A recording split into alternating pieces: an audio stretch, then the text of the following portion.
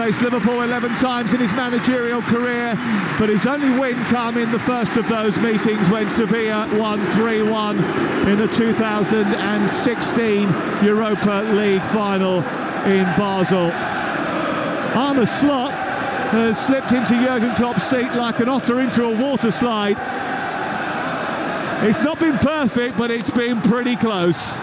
Stuart Pearce is alongside us, England legend, former Nottingham Forest captain. What are we expecting here as Aston Villa come to town?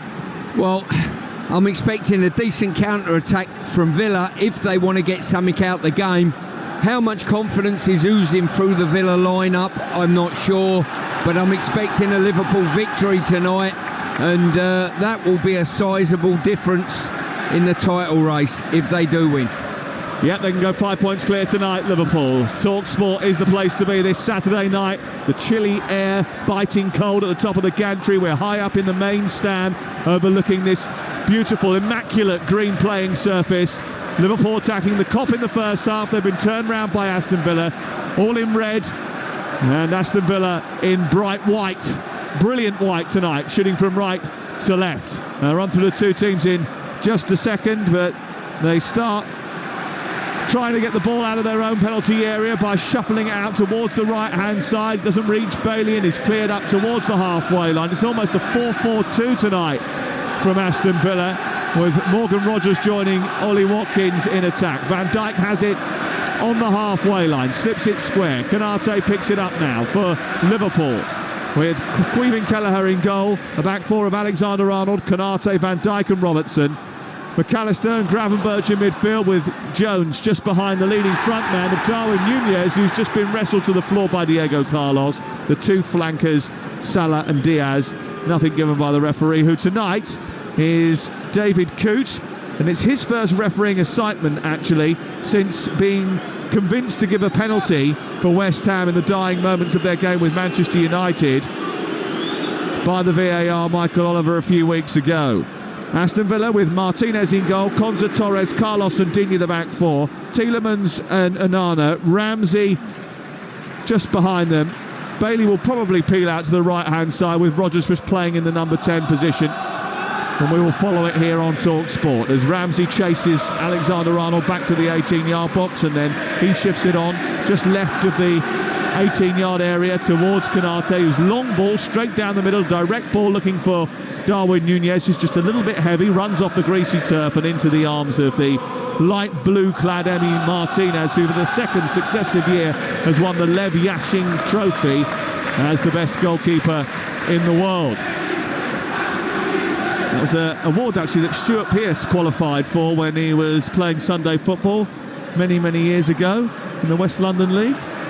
Well, I didn't win the Lev Yashin Trophy, but I did win top goal scorer in our team that year. From the goalkeeper position, of course. Salah is mugged by Jacob Ramsey on the near side. He thought it was a bit too physical with him, wanted a free kick. Then Ollie Watkins gets a little nudge from Jones and gets a free kick. David Coote turns round to his assistant over on the far side and gives the thumbs up. Robertson was just dragging back Bailey over on the far touchline. I think that was why he gave the assistant the thumbs up. His attention was drawn to that by the official over on the far side. There was a bit of a tussle going on between Ramsey and Diego Carlos, where they were just having a little tussle with Salah, but nothing came of it. Ball sent down the right side by Villa.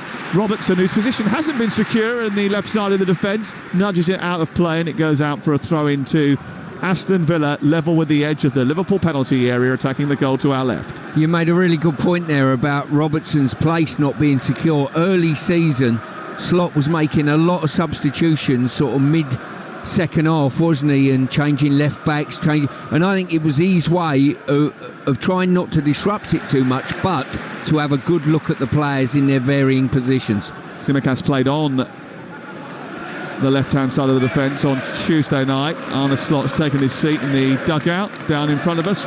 It's quite a way down in front of us actually. We're right at the top of the altitude here at the Anfield Stadium.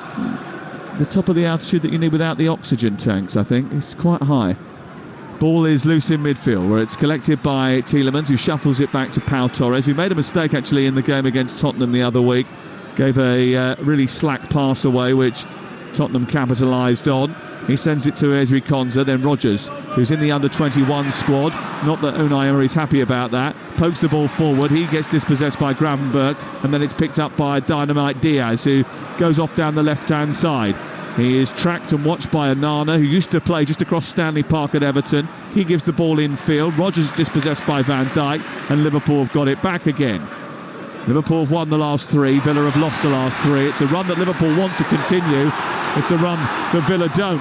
Liverpool on the attack. Alexander-Arnold out to Salah, edge of the penalty area, cuts inside, left-footed, tries to drag the shot through the legs of Digne. It was cleared by Pau Torres and comes out to the near touchline. Back with Trent Alexander-Arnold, down by the corner flag, travels backwards, looks to try and thread it into what was a rather dynamic Mo Salah, but there was such a tight gap it was difficult to thread the ball through the eye of a needle. And then Ibrahima Konate chases Ramsey out the touchline on halfway and just uses brute force just to push him out and get Liverpool back on the ball. Jones being harassed by Rodgers and Ramsey wins a free kick on the halfway. And Liverpool again have just sort of displayed, I think, in the early exchanges here, Stuart Pearce, that sort of level of control that might not necessarily have been apparent last year, when sometimes they embraced the chaos, and the years before. Klopp did a brilliant job with this team, we know that. But there is just that more patient build-up to the way that they operate this time around. Yeah, there is, but it's not chalk and cheese. I don't turn up to Liverpool, Sam, and think, well, it's a totally different style. When they turn the ball over right in front of us not so long ago, you could see Salah's on his way. They'll play it in behind if it's on. There's no doubt about that. But you're right in what you're saying. Potentially slow when it's not on, but when it is on, it goes. And that's why I like watching Liverpool. Yeah, there's a bit more patience about them. And Gravenberch, who just received it at the base of that midfield, has just been knocked to the floor. The free kick quickly taken by Van Dijk, who plays it square into Alexander-Arnold, who travels into the Villa half, out to the wide right, and now Mo Salah. Liverpool have made the smooth transition from Klopp to Slot. The Dutchman has made the best permanent start by a Liverpool manager ever. Here on the far side, Diaz with a little juggle, then he tries to centre it away by Diego Carlos, picked up by Leon Bailey, and then he tries to get Aston Villa out, but Liverpool relentless pressing machine, and they've turned it over again, and they just almost, with Gravenberch, tried to thread it down the left channel, and he wasn't too far away from finding Darwin Nunez. We're 7 minutes into the game, and straight away to the eye you can see Liverpool are playing with supreme confidence, comfortable in possession, knocking it around, looking for that cutting edge, cutting pass. And Villa, they're looking to slow it down a little bit. I think if I was Villa, I would probably try and up the tempo slightly, but keep turning Liverpool round and keep getting runners in behind in these channels. 4-0 victory over Bayer Leverkusen in midweek made it 4 wins out of 4 in the Champions League, 14 wins in 16 matches in all competitions, just 1 defeat, just 1 draw. They have the ball in the near touchline. They'll be buoyed by that news from the Amex Stadium, where Manchester City were beaten earlier by 2-1, given away cheaply by Tielemans, who is struggling with a little bit of an injury actually. Jones has it on the edge of the box, threads it down the right side. McAllister trying to get hold of it. Digne comes across, sweeps it out, and puts it away into the corner flag for the first corner of the game. Yeah, as I say, they're probing at the moment, Liverpool, and looking for that final pass. I'll tell you what, to have someone like Salah in your team, they'll really miss him when he's not here anymore, you know. He's a brilliant outlet. Yeah, might still be around for a little while yet. They are talking about a new contract. He's not the oldest, he's 32 years of age, but he keeps himself in great nick. Here is the corner on this near side. There's a bit of pushing and shoving going on. David Coote trying to sort that out. Leon Bailey feels as if he's just got a whack as the cross comes in from Robertson. It's a near post flick. It's headed away by Onana, and the free kick is given in Aston Villa's favour because there was a bit of brutish behaviour inside the box, and David Coote was quick to react to it. There have been 15 goals in the last 4 meetings between these two. Let's hope for more tonight. Well, I can't see it finishing 0-0, Sam. I've got to tell you now. Certainly there has already been a 0-0 today, and I know you were keenly interested in the outcome of that particular game. Brentford beat Bournemouth by 3-2. They continue to be the great entertainers in the league, Brentford, don't they? Crystal Palace beaten at home by Fulham, who have been incredibly impressive this season. I saw them Monday night, and I was really impressed with what Marco Silva has done there. West Ham 0, Everton 0. I don't think impressed too many today. Wolves beat Southampton 2-0. Delighted for Gary O'Neill, who needed a victory. I'm sure Russell Martin really frustrated tonight because they had a goal chalked off at 1-1 in that Brighton result, which probably trumps all others in terms of headline making. The first time that Manchester City have lost 4 in a row under Pep Guardiola. First time that's happened in a very long time. 0-0 here. We played 9.5 minutes on Talksport. Sam Matterface and Stuart Pearce live at Anfield, high up in the gods, watching Liverpool try to knit together a period of possession and get up the field, but the mistake by Gravenberch has allowed Bailey to chase the ball down the right side. He's fed Morgan Rogers. It's out to the left where Watkins has peeled away, back into Ramsey, back to Watkins again, right on the corner of the left side of the area, right-footed shot towards the far corner. He caught it well but couldn't keep it down, and it fizzes over the top and into the Anfield Road end, and it's still 0-0. Yeah, as I say, Watkins cut in from the left-hand side, just opened the goal up a little bit. It was a fair distance, but as I say, looked as though he was just stretching for it instead of getting on top of the ball with curl. He's gone through a little bit of a barren spell, actually, Ollie Watkins, because during this sort of tougher run, the goals have kind of dried up for him. Not scored in his last 4 appearances, scored just 1 in the last 9 for club and country, but he has a great record against Liverpool, 5 in 8 against them. Maybe tonight he'll find his spark again.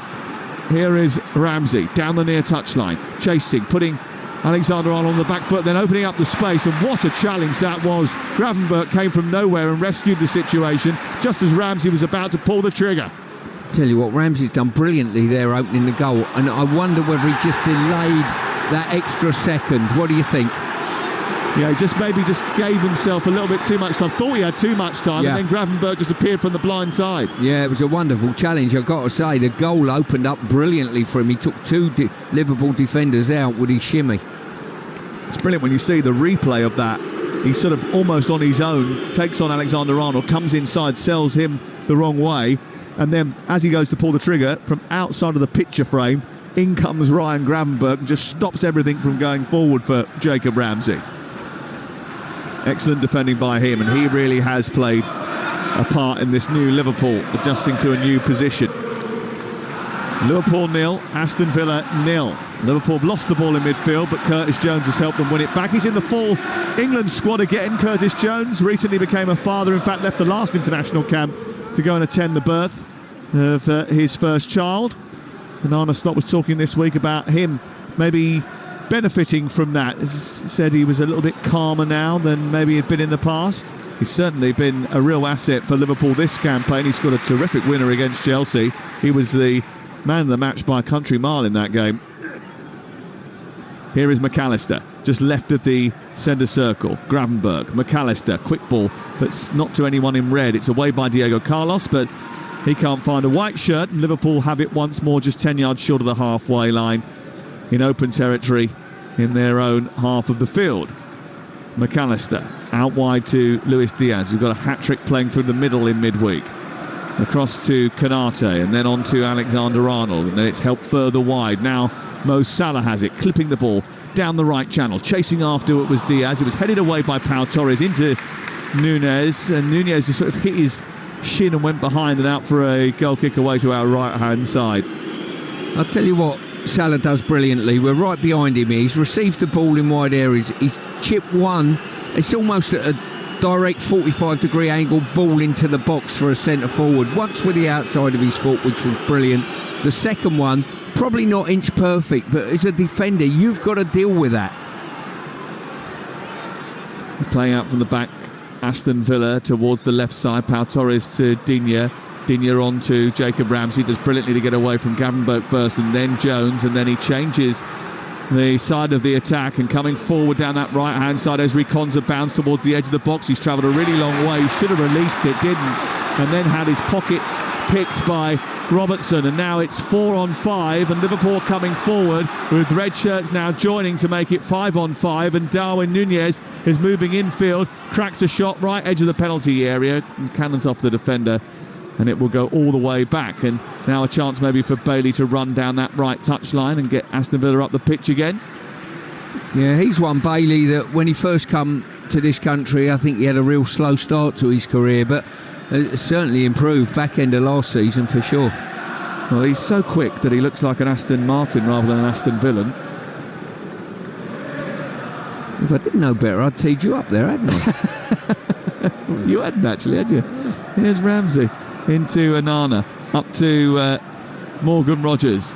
And it's a lovely reverse pass into Ramsey, who holds off Trent Alexander-Arnold, gets to the edge of the penalty area. Van Dijk comes out to meet him, and he gives it back to Tielemans just about. Van Dijk goes and tries to take care of the Belgian. He's beaten by him. A chance to cross, a low one into the area, flicked away by Konate and out to the near touchline. But Liverpool looked a little bit ragged there, and they've lost the ball here. And it's back with Tielemans. Another cross into the box. Header over the top of the crossbar by Leon Bailey, who gets up just in front of Robertson, and it's over the top of the crossbar and into the Anfield Road end. Yeah, I think if you want a blueprint for beating the top teams, certainly the teams on home field that dominate the ball, as soon as you turn it over, you've got to run at breakneck speed and play it forward at breakneck speed, but controlled, to get in behind them. I think Villa just delayed slightly there, enabled Liverpool to get back goal side. Good touch away by Luca Digne. So cold up here tonight that both you and I are wearing gloves. I wonder what Sam Ellard is wearing in Barbados. What's the latest, Sam? No gloves, I promise you that, Sam. England off to a really good start in the first T20 against the West Indies. Bowling first, West Indies 18 for 2. Both openers out, King for 3 and now Lewis for 13. Sakeem Mahmood has both wickets. Into the fourth over. Good start for England. West Indies 18 for 2. That's the gig, isn't it, eh? Sitting there in your Bermuda shorts watching cricket in Barbados. Beautiful. Lovely.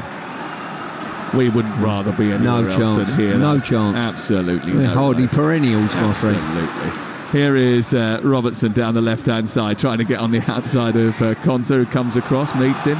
He thrusts the ball at the Scotsman's chest. It bounced behind and it goes out for a goal kick away to our right-hand side. Aston Villa's losing run came after an 11-match unbeaten sequence that only ended with defeat by Crystal Palace in the League Cup. That wasn't that long ago. It was only 10 days ago that they started this run. It's a bit like Manchester City, really. It all went wrong on the same night.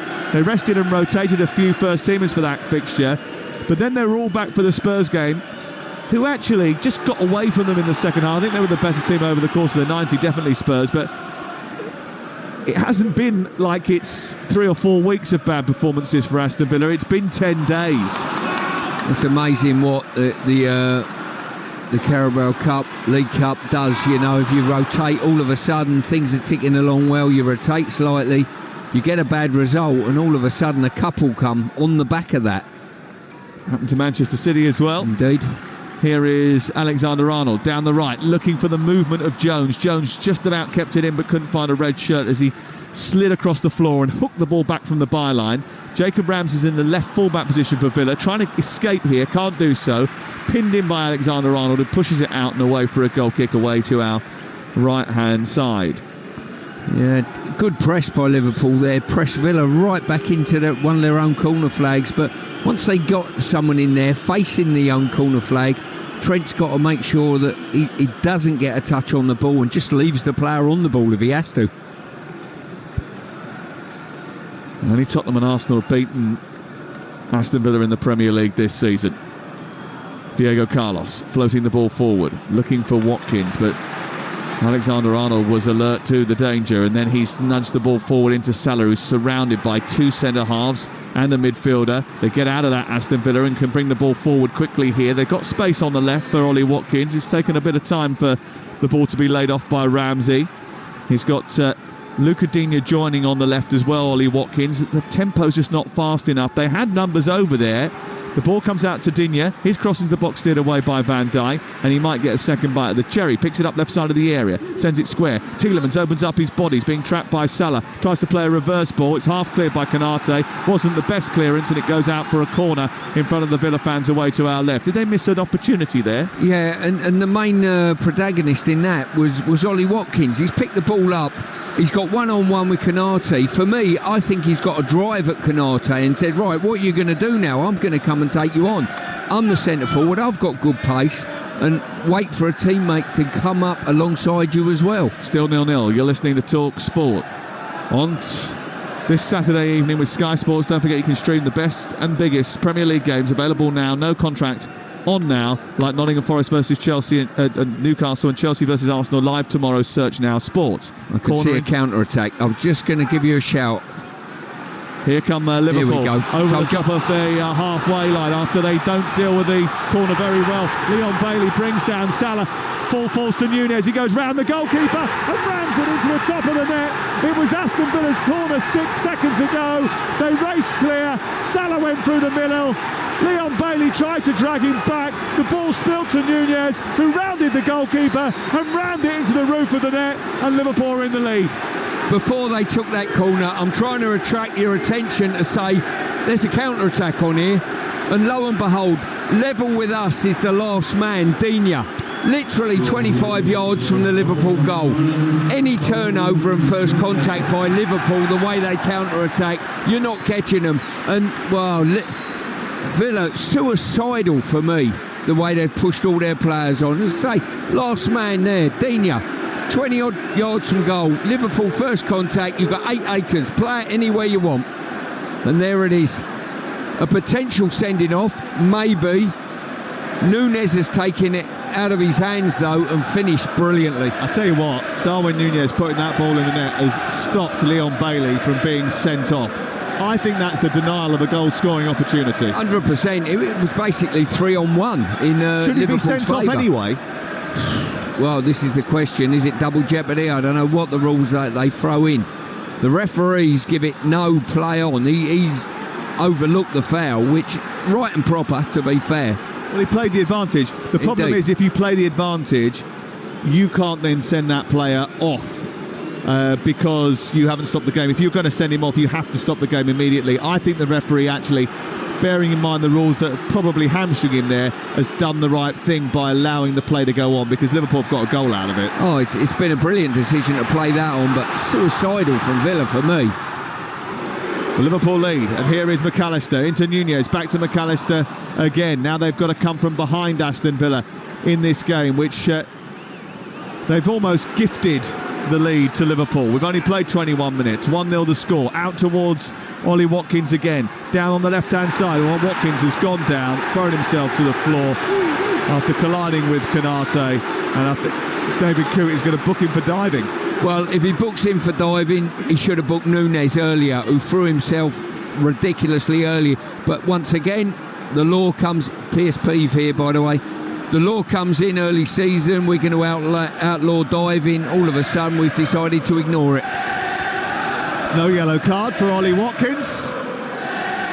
But Liverpool do have the lead, and Aston Villa still have their full complement. Unai Emery just trying to calm things down. Trent Alexander-Arnold's got an issue here, and the last thing that Liverpool fans will want to see is him injured. The last thing England fans will want is to see him injured, because there's quite a few issues in terms of injuries, especially in that England back line. I think this is bad enough for him to be substituted inside the first half here, because Conor Bradley is getting stripped and ready for action down in front of us. He's got his number 84 shirt out of the bag. He's put it over the top of his Under Armour, and I think he's going to take the place of Alexander-Arnold inside the first 25 minutes, Stuart Pearce. Yeah, that's a big blow to them after getting their nose in front. I mean, let's just touch on that goal.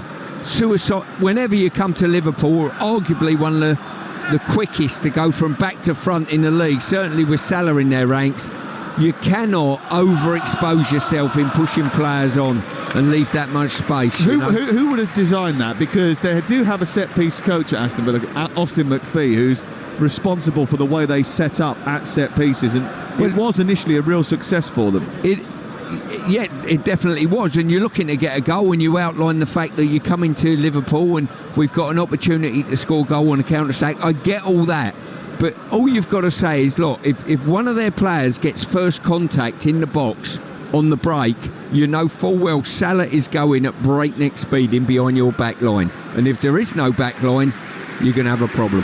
Alexander-Arnold is wandering off, and he's going to be replaced by Conor Bradley. Well, I hope that's not as bad as it looks, because look, he's walking off the pitch, which is a good thing, but something's not right, because they immediately decided to make the substitution. Yeah, you can only help think it's probably a muscular problem there. There'd be a blow to them. He started the game very well, Trent. Well, Conor Bradley, an impressive right full-back, a Northern Ireland international, signed a new long-term contract a year ago. He's very well thought of here. His only starts have been in the League Cup this season, but he's on now to replace Trent Alexander-Arnold. So a rejig for Liverpool, who lead by a 1-0 live on Talksport tonight. Ball given away cheaply by Liverpool, and it's fallen to Watkins inside the area, and his right foot is shot, he's dragged wide. Well, he turned the ball towards goal, faced up Ibrahima Konate. The route to the far corner wasn't clear, but he didn't get hold of it in the kind of manner that is required to test Caoimhin Kelleher. But that came about after a mistake by Liverpool giving the ball back to Aston Villa. I've got to say, I'm not sure how you can get your technique that wrong and end up with a finish like that. You know, Resh mentioned before the game, what do you think is it with Villa? Well, the centre forward is demonstrating to me he's lost a little bit of confidence in his work. Salah outmuscles Digne, runs towards the Aston Villa penalty area. It's fed to Robertson, left-hand side. He can't find the pass back to Salah. Morgan Rogers wins it back. He's surrounded by three, though. Can he win it? He does, just about gets through. And then Onana spins the ball in behind the defence, but Konate is there to tidy up. And you can hear the chants of Ibu as they sing the name of Ibrahima Konate as he tidies up at the back for Liverpool. When you've got speed like that and awareness like that, you can play a slightly higher line, can't you? Well, to be fair, he did cover the run, and he covered the run very well. Ball in behind, not as clear cut, and you've got to give your centre forward at least the start on the run, and I don't think they've done that, Villa.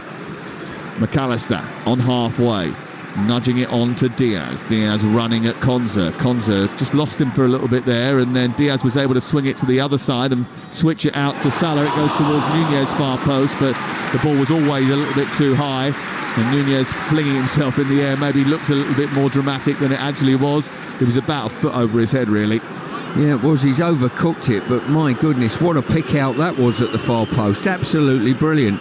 So just overcooked it, too much pace on it, too much loft on it, but he's got fantastic ability. He picks the ball up, and wherever you line up, if you show him that far corner, he'll shoot. If you don't, he'll pick up a diagonal pass to a teammate. It's been fascinating watching Liverpool this season try loads of different variations up front, changing from sort of like, you know, their preferred centre forward in Diogo Jota because of injury to having a false nine.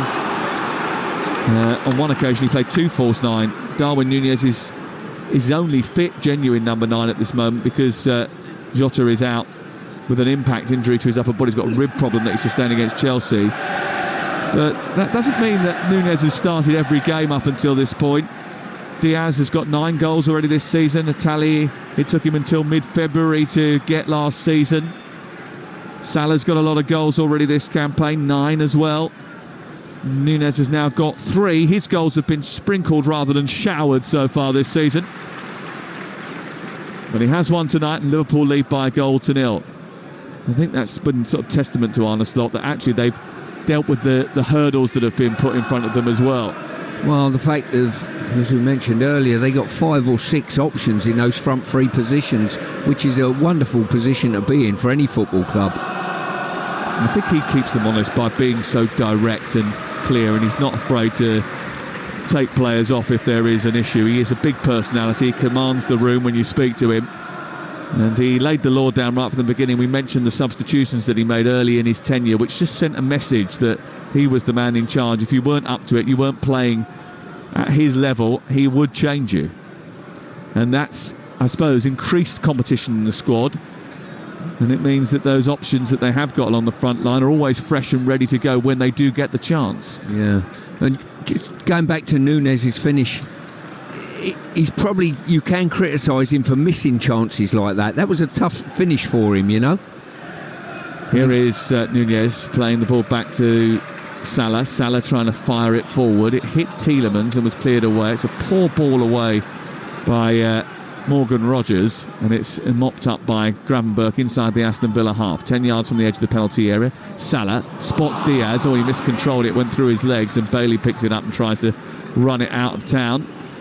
It goes back to Martinez in the end, and he clears up towards the halfway line. It remains 1-0 to Liverpool.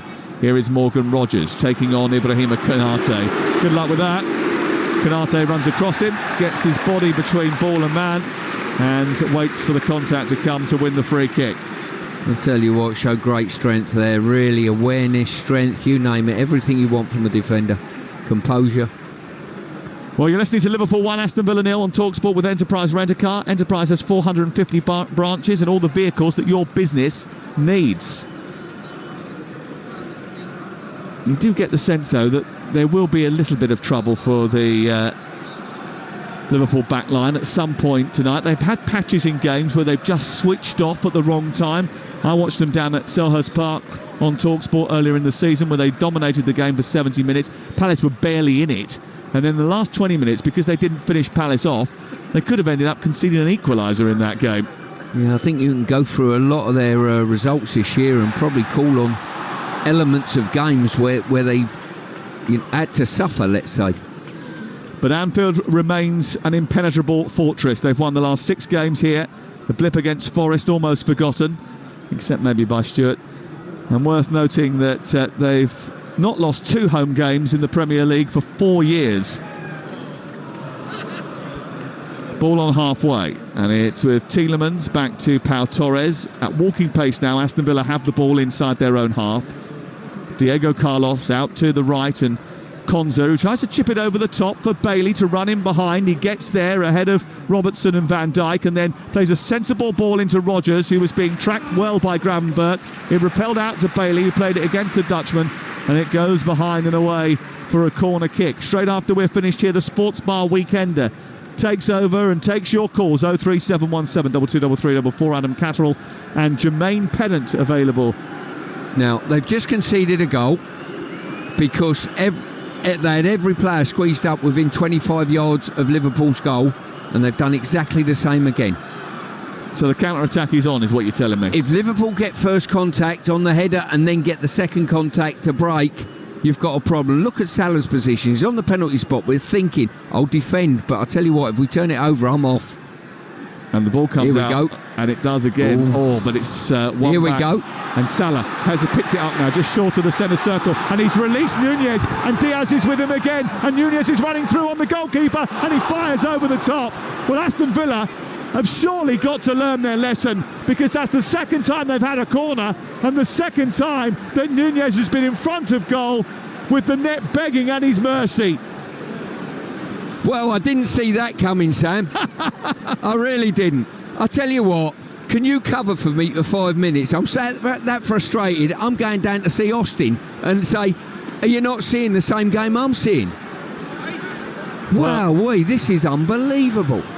If they have another corner and do exactly the same, it's ludicrous. Well, Stuart Pearce spotted it before it happened the first time. You would have thought that they would have realised the second time, but that's twice. And they got a bit of a let-off there, that Nunez made such a hash of the finish, really, because he blasted that over the top. Too much power, not enough precision, and it rose into the cop rather than rippling the net behind Emi Martinez. Martinez just looked at all of the players in front of him and said, are you mad, you lot? Here's Salah on towards Jones.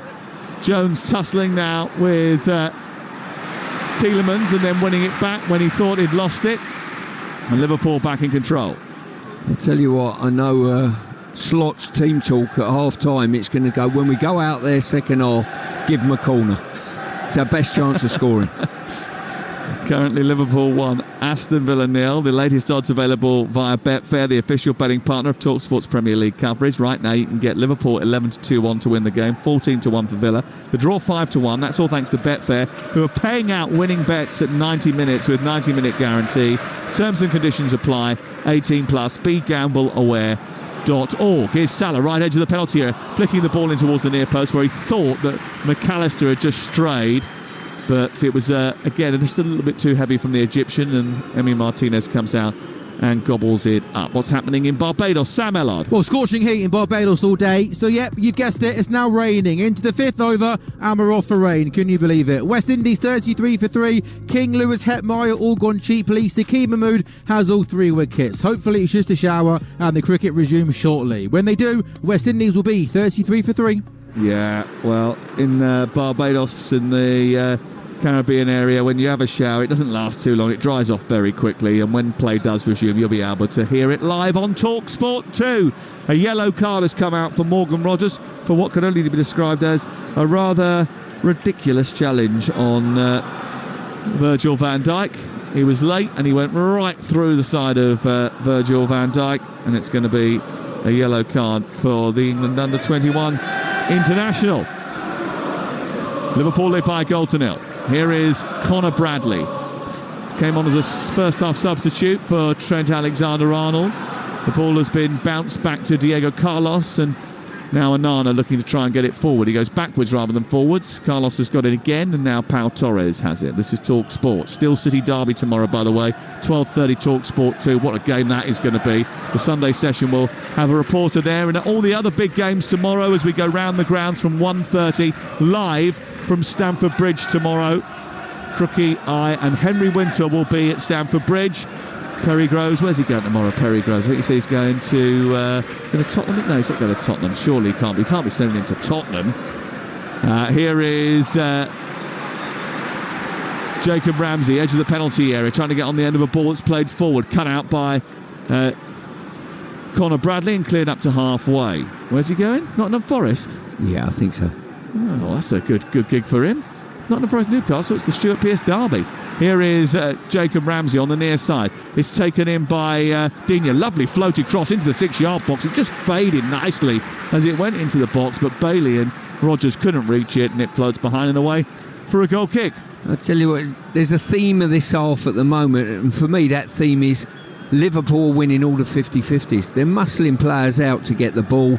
They want it a little bit more. They're keeping attacks alive, and they're returning balls over that should be lost, and Villa should have the ball, but they're just showing they've got a little bit more devilment about them.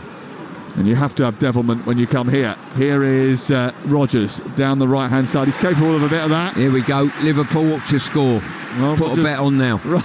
Rogers sent a cross into the centre, blocked by Robertson, and now look at this. Oh, they're going to send a back marker this time. They're going to make sure that Ezri Konsa stays within 10 yards. Emi Martinez has taken over. He's actually come out to the edge of the centre circle and said, no, don't go any further. He's pulled him back.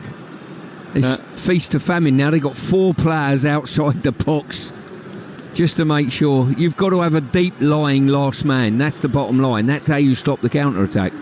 Here is the corner taken by Digne in towards the near post, flicked in and pushed over the top by Kelleher from Diego Carlos's glancing header at the near post.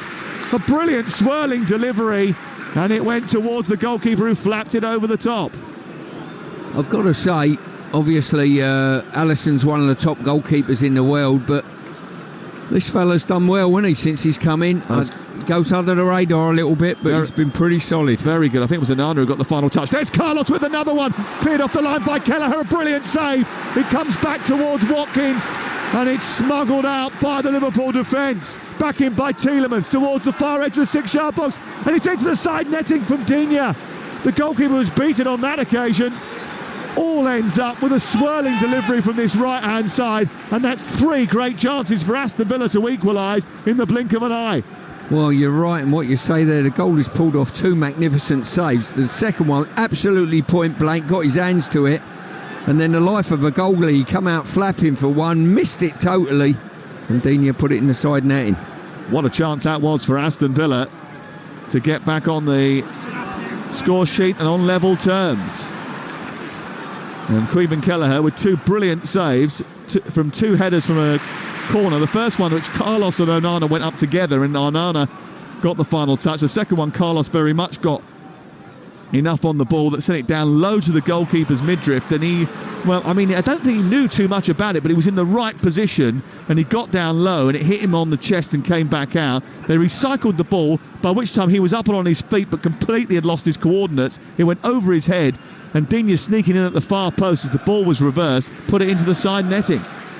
Yeah, and I think when you strip this half back, it's a tale of four corners basically. Here is Rodgers. He's played it behind Watkins. They were moving up down the left side of the Aston Villa attack towards the edge of the Liverpool box, and it was just a poor pass selection from Morgan Rodgers, and now Diaz is coming forward at the other end, trundling in on his right foot. He makes a poor pass, plays it behind Alexis McAllister, and it goes through to Ramsey on the near touchline. Then up over the halfway line it goes. Rodgers tries to take it over the head of Gravenberch, but can't control it, and Canate sees it back to his goalkeeper. 5 minutes to go before half-time then, and Liverpool have had one shot on target. Aston Villa have had two, but Liverpool lead by a goal to nil. Yeah, you would say that across the board Liverpool have shown more confidence within the game, won more of the 50-50 challenges, but it's only 1-0 at the moment, fortunately enough, and that goal has come by Villa shooting themselves in the foot tactically from their own corners. Well, they've had big chances, and Ollie Watkins has had big chances in recent matches. In fact, only Erling Haaland has had more big chances over the season than Ollie Watkins. However, he's only scored 4 of those, the lowest conversion rate of any of the 7 players in the league, with more than 10 big chances, 28.6%, which sort of underscores what Stuart was saying earlier about his lack of confidence in front of goal this season, which is amazing really, seeing as he scored one of the most famous goals in England's tournament history in the summer. Yeah, he's just, you can tell by eye, he's just a little bit short. He's shaping up for a shot from distance, and he wraps it towards the goalkeeper with real force after running in from the left touchline, but it was straight at Emi Martinez. Sorry, Stuart. Yeah, no, you can see with Ollie Watkins that he's just short of a little bit of confidence. It manifests itself in probably the dynamic runs he's taking. When he's had the ball to take players on, he hasn't. He's played safe, and you probably say the same about one or two others. Rodgers has not been the dynamic player I saw in the early months of the season, and maybe one or two others as well. 1-0 to Liverpool. 2 big saves from Queven Kelleher. And Aston Villa have had a say in the game, no doubt. In fact, they were contributors to the Liverpool opener by being so open and leaving so many men up the pitch. When the counter-attack came, there was no one really to hold back the Liverpool surge.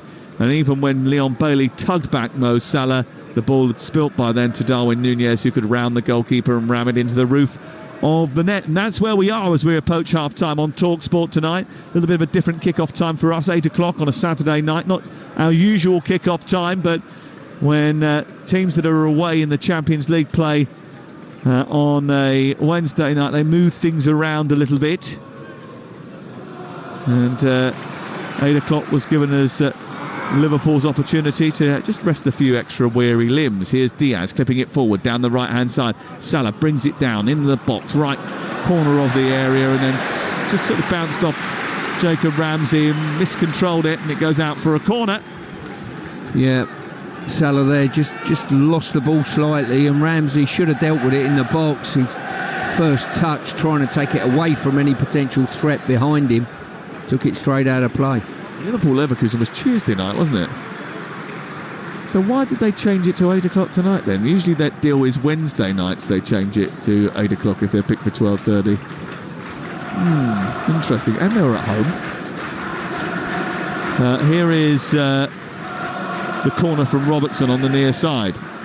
And it'll be swung in with the goalkeeper trying to make some space for himself as it's flicked on by Diaz. Comes back out towards Gravenberch, who strikes it, and it goes right over the top of the crossbar and out for a goal kick away to our right.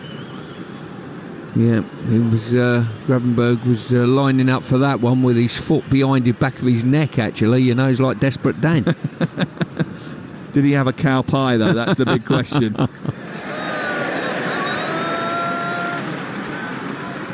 It'd be an interesting time for Unai Emery, I think. You know what I mean? He's had a halcyon rise at Villa, done fantastically well, and this is the first time a little bit of a blip with a couple of results potentially. Yes.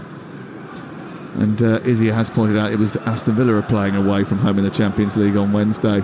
That's the reason why it's late tonight. But that was an early kick-off as well, wasn't it? It's a 5:45, and it wasn't exactly a long trip. Club Brugge. I mean, they probably did go on the train. Don't argue with Izzy. You know how she decimated you about 2 hours ago in the press room. For about an hour and a half. Yeah, indeed.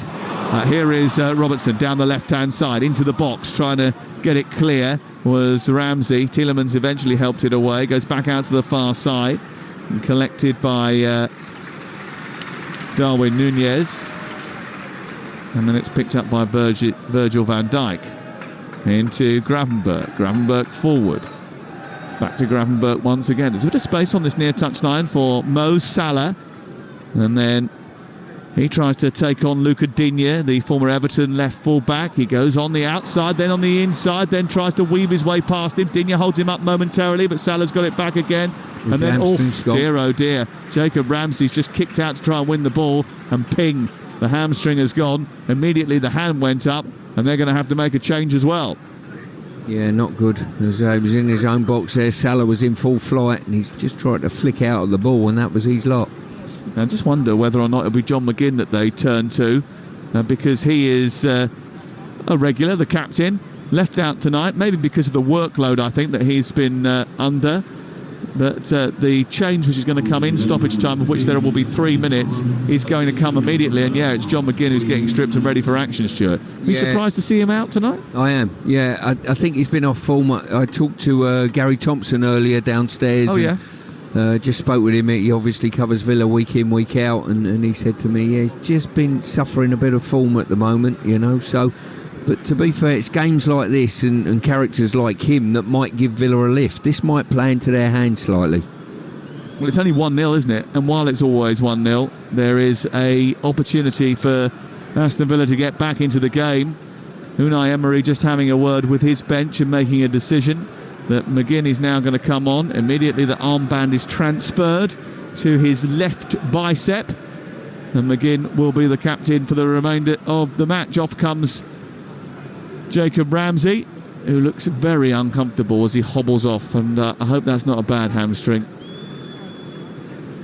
Can I just make a point here on the corners, that Villa's corners that they've suffered on with the counter-attack? This is the new Pierce pet peeve, isn't it? No, it isn't. I'm just trying to say, what they've done to solve the problem is put Konsa right back in the circle, basically, to defend it. Yeah. So not only have they dropped a player back, they've put one of their players that is a real threat as a header, you would suspect. The physical presence. Exactly. Right away from the action. Exactly. So he can't score a goal. For me, you've got to put a player back there. I understand that. But why take one of your defining headers of the ball away and one of your threats away? Emi Martinez has just kicked the ball straight out of play as we get underway. And we've had 2 of the 3 added minutes here, but we've played none of them. So this will probably go now up to about 49, 50 minutes of first team action at Anfield. It has been a fascinating first 45 minutes. Here is Jones tussling with Tielemans. Tielemans pulls him down. Yellow card is coming. And a free kick for Liverpool. Is that a bit harsh? I'm waiting to see it again, to be quite honest with you. The answer is no. He's had his arm around his shoulder. He's the wrong side of him, and you can understand why the referee's booked him for it. There we are. I think I've seen a lot of that lately, players getting the wrong side in this mid-band of the pitch, not in critical areas, Sam, and people are tugging them back and taking cheap yellow cards, and the bottom line is later in the game you're under big pressure. Well, we've seen that in recent days, haven't we? Just how difficult it can be if you give yourself you give your wicket away by getting 2 cheap yellow cards. Here is Kelleher on the edge of the 18-yard box. A square ball into Virgil van Dijk. 60% possession for Liverpool, 40% for Aston Villa. 9 shots on goal from Villa to Liverpool 6. 2 each on target. And Kelleher has made 2 brilliant saves, and bearing in mind he hasn't had to do anything else apart from that, he did well to react the way he did so quickly. He did catch himself after and could have conceded a goal to Luca Digne, but it's still 1-0 Liverpool, and they're looking for a second here with Salah running through the middle, coming in off the right touchline, feeds Diaz on the left-hand side. Robertson's crossing in the middle, well read by Pau Torres, who sticks out his left foot, touches it over towards the far side. Excellent intervention, and it is out and away for what would have been a corner kick, but the referee has blown the half-time whistle, and as a result of that, the 2 sets of players start moving towards the touchline on this near side. It's been an interesting first 45 minutes, Stuart Pearce, but not one that necessarily Aston Villa will be too happy with. Darwin Núñez scoring after an Aston Villa corner, a breakaway which he finished. He could have had a second just moments after when the same scenario replicated itself, but he misfired. And then Kelleher had to come to Liverpool's aid from 2 corners at the other end. It's all about corners today, Resh, and it's at the moment Liverpool have taken them better. Liverpool 1, Aston Villa 0. Absolutely right, Sam. It is all about those corners, and it's about Liverpool being lightning quick at counter-attacking from them, and Aston Villa potentially being a little bit naive, Stuart Pearce. 100%. Listen, it only alarm bells rung to me, Resh, before the corner was even taken, and the alarm bells have rung because I've been on the receiving end as a West Ham coach and watched Liverpool run the length of the pitch. If you get your line too high, they'll drop right back into their own box, all 11 players of Liverpool, in the hope that you'll squeeze up to the edge of the box and think, oh, there's no danger here, we're quite happy. And all of a sudden, if you get first contact in the box, being a Liverpool player, Salah's gone. And he's over your shoulder and off he goes. And that's exactly what happened for the goal, and it nearly happened again straight after. They're just so quick and so on it, and as you say, Salah just sort of strides all the way down the pitch, and it is a little bit naive. It's the thing is, shouldn't Unai Emery be more than aware of this by now? Well, listen, someone so meticulous as him. I mean, he takes care of every single detail, so it's a bit surprising, isn't it? Well, it certainly is. I mean, you expect your players on the edge of the box to be switched on. They are switched on, but it only takes, if you took a still photograph of the whole setup of where every player was for that corner, and I said to you, right, I'm going to move this one Liverpool player 5 yards up the pitch now to put him still in his own penalty box, the whole picture changes, and you think, no, I can see the danger now, I can see what you're talking about. But the trouble is, in live action play, people switch off slightly.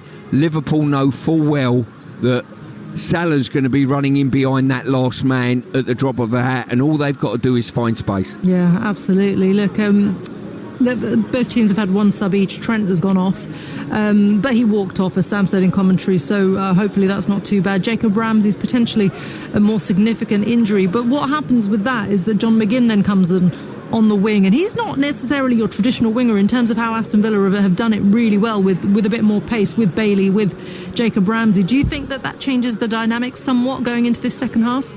It will do, but if McGinn can find a little slot for himself, which is maybe starting on this wide left flank, but coming off that flank and supplementing maybe an inside sort of left position, he could cause Liverpool a problem.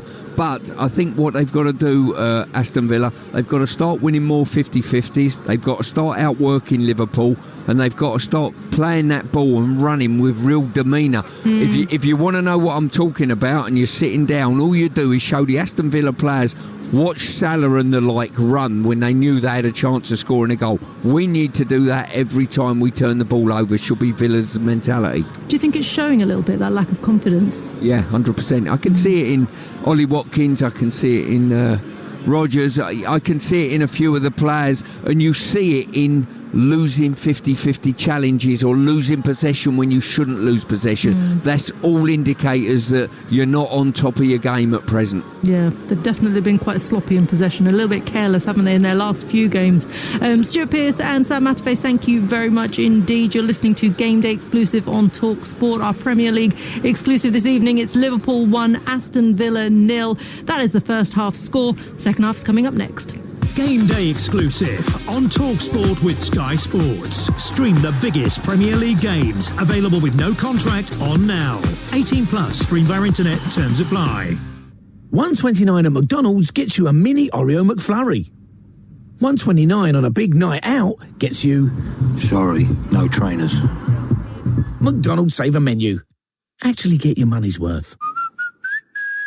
From 11 a.m. Price and participation may vary. Price varies on delivery. Subject to availability. We all fantasize about our perfect home. Sipping a morning coffee out on the terrace. Good morning, Mr. Squirrel. Morning. The kids building a treehouse in the garden. I'm living my perfect childhood. But come on, this isn't real. Listen, if you're serious about making your fantasy a reality, find out what your home is worth instantly with a free online valuation estimate. Get real about moving. Get on the market. Most common time to obtain an online quote between 1st of April 2024 and 30th of June 2024 was under 3 minutes. Excludes Northern Ireland. At Betfair, we believe that to play different, you need the right tools. The boots, the world-class tactics, the science-backed nutrition. The pros have their tools, and with Betfair, so do you. Our safer gambling tools work just like the right pair of boots, designed to keep you on top of your game. Open the Betfair app to equip yourself so you can bet at your best. Betfair. Play different. 18 plus BeGambleAware.org. You don't just check in to a village hotel. You work out. You jump in. You play on. You tuck in. And drink up. Village Hotels. 33 locations with everything under one roof. A huge gym with pool and great membership opportunities. And a buzzing pub and grill with delicious food, ice-cold beers and live sport.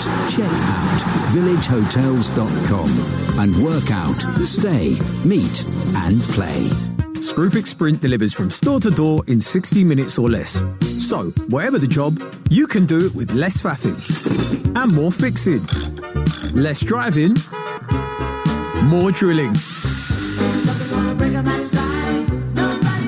So don't break your stride. Screwfix Sprint. Order now exclusively on a Screwfix app. £5 delivery charge, no minimum spend. Don't stop. Sprint. Conditions and geographical restrictions apply. Selected products. Settle down for a night of crime. Witness a heist. Follow a car chase. Eat too much popcorn. Meet a mafia boss. Join in on a bank robbery. Think about making a cup of tea. Be too comfortable to get up. For less. Selected IKEA sofas are now at a new lower price, along with thousands of other products. IKEA, the wonderful everyday. Game day exclusive on Talksport with Enterprise Rent-A-Car. Enterprise has vans of all shapes and sizes, so if you've got a plan, we've got a van. On 1089 and 1053 medium wave, online, on your mobile and on your smart speaker. Talksport. It's time to travel through the Stargate to the live football universe. Game day. What a bit of skill! Live football as intense as we can legally broadcast it. Can you believe it? Game day exclusive on Talksport. Leon Bailey brings down Salah. Ball falls to Nunez. He goes round the goalkeeper and rams it into the top of the net. It was Aston Villa's corner 6 seconds ago. They raced clear. Salah went through the middle. Leon Bailey tried to drag him back. The ball spilt to Nunez, who rounded the goalkeeper and rammed it into the roof of the net. And Liverpool are in the lead. Salah has picked it up now, just short of the centre circle. And he's released Nunez. And Diaz is with him again. And Nunez is running through on the goalkeeper. And he fires over the top. Well, Aston Villa have surely got to learn their lesson. I tell you what, can you cover for me for 5 minutes? I'm so that frustrated. I'm going down to see Austin and say, are you not seeing the same game I'm seeing?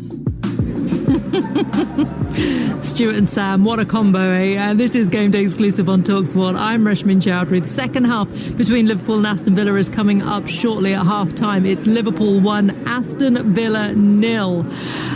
And what a big day it's been in the Premier League. We're going to look back on a huge day in a moment. But before that, let's get the latest from Betfair, shall we? The official betting partner of Talksport's Premier League coverage. Odds update on Talksport with Betfair. Get a completely free ACCA or bet builder on football this weekend. Opt-in and previous deposit required. Max free bet varies from £1 to £10 per customer. Minimum odds and T's and C's apply. 18 plus, gambleaware.org. Betfair's James Mackey is with us. James, I suppose it's going in the direction the odds would hope it would, or would tell you that it would, right? Yeah, at the moment, obviously Liverpool made it 1-0, didn't they? They've been brilliant on the counter-attack tonight. They are the 2-9 favourites to see it out in the second half, having been the favourites before. So Aston Villa have popped up with some chances, some huge chances, and it should at least be level from the corners that they've missed. If they can make them count in the second half, they are 14-1 to win the game, and with it only being 1-0, there's plenty to play for in the second half, and the draw can be backed at 4-1. Looking at the player markets in the second half, and Darwin Núñez will be looking to add a second goal to his one in the first half, and arguably should already have one. He's 13-5 to grab a second, and 22-1 to score a hat-trick. Mo Salah has been involved as always. He'll be looking for his goal on the night. He's 9-4 to score in the second half, and Luis Diaz, he's been the quieter of the front three for Liverpool, but is in scoring form after landing his hat-trick in midweek, and he's 4-1 to score any time. We do have a superb offer across football this weekend, as you can get a completely free bet on ACCAs or bet builders. Make sure to opt in to get this offer, and T's and C's do apply. Check out your carousels to get involved this weekend. And Reshmin, just looking at our charity bet here, just to remind you, we need Liverpool to win over 2.5 goals and Luis Diaz to score any time to land the bet builder, which will see £211.67 go into the pot for the Bobby Moore Fund. We need some stuff to happen in the second half, but all to play for. Yeah, absolutely. All of that could still drop. Thank you very much, James Mackey from Betfair. That is all thanks to Betfair. 18 plus. Do be gambleaware.org. Odds update on Talksport with Betfair. Get a completely free ACCA or bet builder on football this weekend. Opt-in and previous deposit required. Max free bet varies from £1 to £10 per customer. Minimum odds and T's and C's apply. 18 plus, gambleaware.org. Now, it was yet another huge day in the Premier League. When is it not? I mean, it ended with a fourth defeat in a row for the champions. Let's take a listen to how it all sounded on a Super Saturday. It's Wolves 1, Southampton 0. Pablo Sarabia, the goal scorer, inside 2 minutes. And it's a brilliant goal as well. He hasn't scored since April. Goal at the G-Tech, Dave Rowe. It's the equaliser. Brentford 1, Bournemouth 1, and Johan Wisser has got it. It's Crystal Palace 0, Fulham 1. Emil Smith-Rowe nudges the visitors ahead. The goal had been coming. Brentford are in front. Brentford 3, Bournemouth 2. It's tense around here, and the fans getting slightly agitated. Oh my word! What a stunning goal from Mateus Cunha for Wolverhampton Wanderers. And we've got another goal at the G-Tech, Dave Rowe. Wisser ran through and beat Kepa, and Brentford are in front. Brentford 3, Bournemouth 2. Crystal Palace 0, Fulham 2. Harry Wilson has done it again, coming off of the bench for the visitors and scoring with his very first touch. And there goes the full-time whistle. Boos around the London Stadium. Nothing to stir the blood of the West Ham fans this afternoon. West Ham United 0, Everton 0. It's Crikey O'Reilly. Matt O'Reilly's first Premier League goal. Pep loses his fourth game in a row for the first time. Brighton 2, Manchester City 1. Yeah, what a way to tee up our live coverage of Liverpool against Aston Villa. Liverpool, of course, with a chance to go 5 points clear at the top after that Manchester City defeat. Let's just get a recap then of the results in the Premier League. Brentford 3, Bournemouth 2 is how it finished. It was another goal to fest at the G-Tech. Brentford move up to 10th. 2 from Wisser helped the Bees to victory. Bournemouth, of course, beat City last time out, didn't they? But they couldn't repeat those heroics today. Elsewhere, Fulham move into the top 7 with a 2-0 win at Selhurst Park. Oliver Glasner under some pressure then at Palace. Still only one win in the Premier League this season, although of course they beat Aston Villa and knocked them out of the Carabao Cup. What about West Ham then? Lots of pressure on Julian Lopetegui. His side managed a goalless draw at home to Everton. They were denied 3 points thanks to a brilliant Pickford save at the death from a Danny Ings chance. Elsewhere, Wolves 2, Southampton 0. A huge win then for Gary O'Neill's side. Finally through 3 points for them. Their first victory of the season. Saints, though, were denied an early equaliser due to a controversial VAR call. Southampton stay bottom then. Wolves are up to 18th. And, of course, in the late game, you'll know all about this one, won't you? It finished Brighton 2, Manchester City 1. Haaland's goal gave City the lead, but the champions slipped to a fourth straight defeat thanks to second half goals from João Pedro and Matt O'Reilly. It's the first time Pep Guardiola's I can't even say his name. It's the first time, this is our shock time, it's the first time in Pep Guardiola's managerial career that he's suffered 4 losses in a row. Okay, that's the Premier League. Let's just get a quick update on the first T20 between West Indies and England over in Barbados. Sam Allard, you're watching for us. Yeah, thankfully, Rashford, the rain's cleared. We're off about half an hour. We're back on now. 3 balls left of the power play. West Indies 47 for 3. King, Lewis, Hetmeyer all went cheaply, but Pooran and Powell, 2 experienced players looking in good touch. Pooran has 15. Powell has 18. 2 balls left of the power play now. West Indies going along okay at 51 for 3. Sam Allard, thank you very much indeed. Over at Anfield, Arne Slot is got his jacket collar up. He's going over to speak to...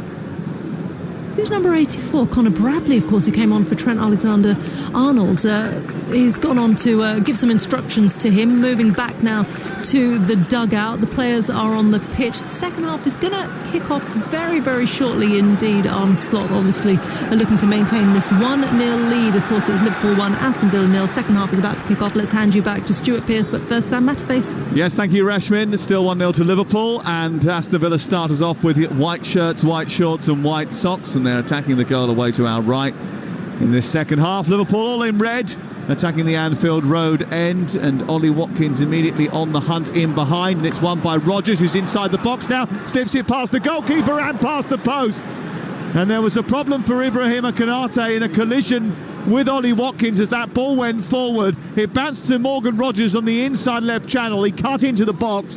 He had the goal at his mercy, and he sent it well beyond the left-hand upright. What a chance that was right at the beginning of the second half for Aston Villa. Yeah, and he should have done so much better, I've got to say. Firstly, Konate's gone up, headed it, fell sort of awkwardly, sort of jarred his knee, I think, as he's limping away there. But certainly when Villa went through, opened the goal up, opened his body up, and just got the finish horribly wrong. And when you come to Anfield, you can't miss chances like that. They're too good to miss. Well, that's the 10th shot they've had in the game, the 6th off target, and it is probably about the 4th really presentable opportunity that they've had. 2 of them, I think, which were on target, were repelled by Kelleher, who's done brilliantly, and you've got to give him credit for that. But Digne probably will think, when he looks back at his chance, he should have scored. And Rodgers will at least have thought he should have hit the target. No, there is absolutely no doubt about that at all. He's literally probably 7 metres away from the near post and just got his finish horribly wrong. Well, last season, Aston Villa rescued a draw late on against Liverpool at Villa Park with 2 late John Duran goals. He's on the bench today. Here it was a different story at Anfield. Liverpool swept Villa aside in the first hour. In fact, Villa haven't won here at Anfield for a decade. The last Villa player to score a winner at Anfield was? A decade ago. You know him well. Oh, no, don't do that to me. Stan Collymore. No. The other Talksport villain. Bentley. No, the other one. Oh, no. Oh, no. Gabby Agbonlahor. Oh, of course. I know him very well. The man who did his coaching courses with Ruben Amorim and taught him all he knew. The Gabster. Ball in towards Nunez. It's chested into the air. Falls down for Luis Diaz, who gets away down the left touchline. Plays it to Robertson. A chance to cross in towards Nunez with a header wide of the goal. Well, he got up brilliantly again, but he's missed the target. It was a terrific cross from this left-hand side. And he leapt up above the centre half, got himself just wide of the posts, I think, and then just sort of thrust his header goalwards, and he's missed the target. See, the whole situation was set up there, goes back to exactly what I said. Diaz has won a 50-50 tackle in the box, wanted it more, kept the attack alive, ended up setting up the cross, and Diaz really, really unfortunate.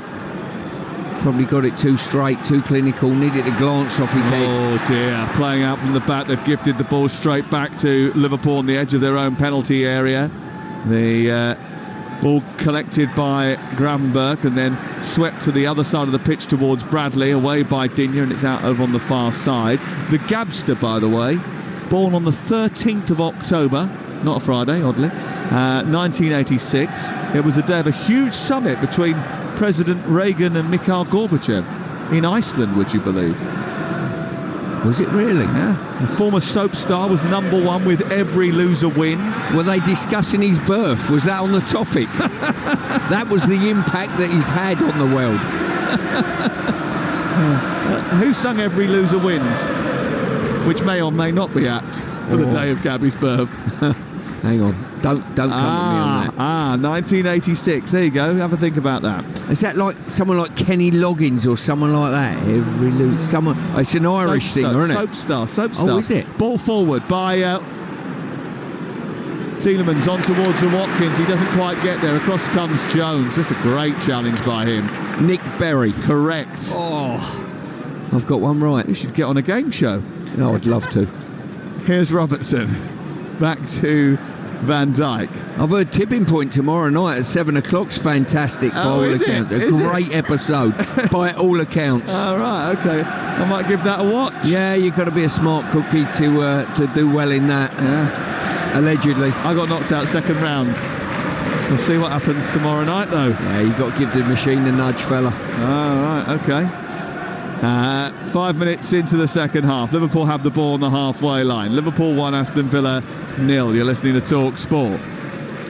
Jones just holding it at walking pace on halfway. Liverpool not desperate to send it forward, bearing in mind that they have that advantage, that slender lead given them to them by Nunez. He could have had 2 more since then, but Aston Villa have had chances too, and they're not out of it just yet, even though they've been second best in most of the game. Nunez back to McAllister. McAllister on the left-hand side, plays it into Robertson. Liverpool used to struggle against Aston Villa. They were kind of their bogey team. The Reds won just 1 of their 6 Premier League home games between the years of 2009 and 2014. But they've won 5 of the last 6 against them recently. And they're winning this one. Here's Robertson. Back to McAllister. Again, back to halfway. This is where you see the different style of Liverpool, just holding the ball and popping it around on the halfway line between the midfielders and the back line. Conor Bradley to the right-hand side. They wait patiently for the opening to present itself, and then when it does come, they'll force it into the area where one of their more advanced players has just found a pocket of space, whoever that should be. Ball switched out towards Sunner. It's a little bit too heavy. It goes out of play over on the far side. Nick Berry, I'll give you a good clap for that one. Done well. In fact, 1 a decade I get right, and there it was. Nick Berry. What chance we got. I think it's important as well with Liverpool. You mentioned about this patient build-up, and you're right in what you're saying to the eye, but I like the fact they've not just got rid of the quick ball to Salah in behind when it's on, you know. That balance between the two is so important. Yeah, balance, control is what Arne Slot is all about. They're struggling here, Aston Villa, to get the ball out from defence. And again, Ponta's received it down by the corner flag. I mean, what is he going to do with it there? He sent it straight out of play. There is no chance to escape. And Liverpool have got it back again, throw it in towards Gravenberch, and then Jones will be set to play. And Liverpool have got it back on halfway, and they're conducting the game once more. Jones, Nunez. He's given it straight to John McGinn, who's ratted around him and won it, and now powered away. Looked to release Watkins. Didn't get it into Watkins, but Konate's given it back. It's Tielemans now edge of the area, through the legs of McAllister. Out wide to Bailey on the right side. Gets into the box, tries to shove it forward, runs into Robertson. The ball is repelled. And Liverpool just about bring it clear. But that quick turnover came about because John McGinn was very quickly on a Liverpool shirt when they made a mistake. Yeah, he certainly was. The pass was probably a yard or so away from Nunez, and McGinn was straight on top of him. Rodgers has got a chance now, steering it forward. It just didn't fall kindly for Watkins after he thrust it forward on the edge of the 18-yard box, and it was cleared away by Liverpool, and Diego Carlos at the other end comes across to stop Nunez from getting on the counter-attack. Liverpool 1, Aston Villa 0 on Talksport with Sky Sports. Don't forget you can stream the biggest Premier League games available with no contract on now, like Forest against Newcastle and Chelsea Arsenal live tomorrow. Search Now Sports. Yeah, Villa need to stay in this game and get some confidence, really believe that they can get something, because they've had a couple of decent opportunities at Rodgers this stage. Just getting into a good little half space once again. He's robbed by Diaz. Free kick is given in Aston Villa's favour. The better chances, though, are on that quick turnover, aren't they? Where they just spot someone in a pocket of space and then get the ball quickly up towards Watkins. Yeah, they certainly are. Any loose balls in there or any sort of turnover of possession, you've got to make sure that you compete strongly for the turnovers of possession, which Liverpool have done slightly better than Villa, I think. Well, they don't want to do what they did last weekend, which is concede 4 second-half goals like they did to Tottenham. Here is Robertson back in the left full-back position. Forward, he shovels the ball into the path of Jones, who nudges it back again. And Liverpool supporters just sensing that their team just lost a little bit of that control they were showing with the 2 quick turnovers, have started to get behind their team once again. 9 minutes gone in the second half. Liverpool lead by that goal given to them by Darwin Nunez. And remember, tomorrow the Steel City Derby is live on Talksport from 12:30. During the international break, we've got live commentary from England, and they take on Greece and Ireland, and they need to win those games. Bailey down the right side, trying to get into the box, looks to push it forward to Watkins. Interception comes from Van Dijk, and then it goes into midfield, and they've got it once again, Liverpool. Just get the impression, where's this game panned out? I'm seeing if Villa believe a bit more, a Villa equaliser, and then probably Liverpool being roared on by this home support to nick a winner. Troy Deeney was saying it about Wolves earlier in the day on Talksport, when he was talking about just that little bit of extra belief, just go for it. You know, the confidence may have drained because of recent results, but if you get that little edge, there is something in the game for you. They did up it, they did win it, and that might fill them with confidence over the next couple of weeks. They were winners earlier on today by 2-0. Elsewhere in the Premier League, the big result came down at the Amex Stadium, where Brighton beat Manchester City by 2-1. West Ham drew 0-0 with Everton, and West Ham fans unhappy about that. Crystal Palace beaten at home by Fulham, and Brentford beat Bournemouth in the Premier League today.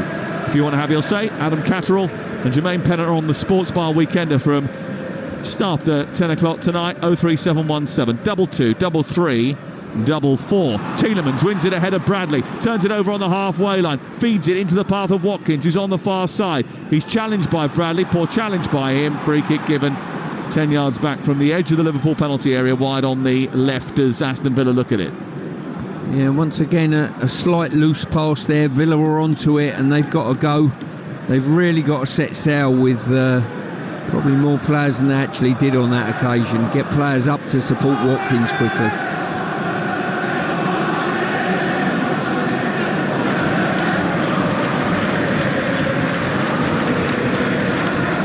Couple of substitutes warming up for Aston Villa and Liverpool down in front of us. Many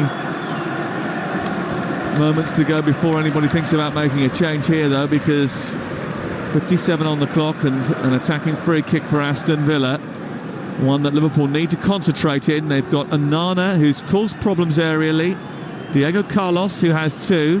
It's in towards the near post. It's a poor delivery, and Pau Torres is claiming that he was wrestled to the ground and wants a penalty kick, but John McGinn is asking for the VAR to check. The Aston Villa throw-in taker over on the far side is that was a shirt pull inside the box there by Conor Bradley, who's just been booked. Now, was it enough to drag Pau Torres to the floor? I don't know, but the VAR is certainly having a quick look at this for a possible penalty. Well, he definitely pulled him back, Stuart, but how much of the contact is consequential?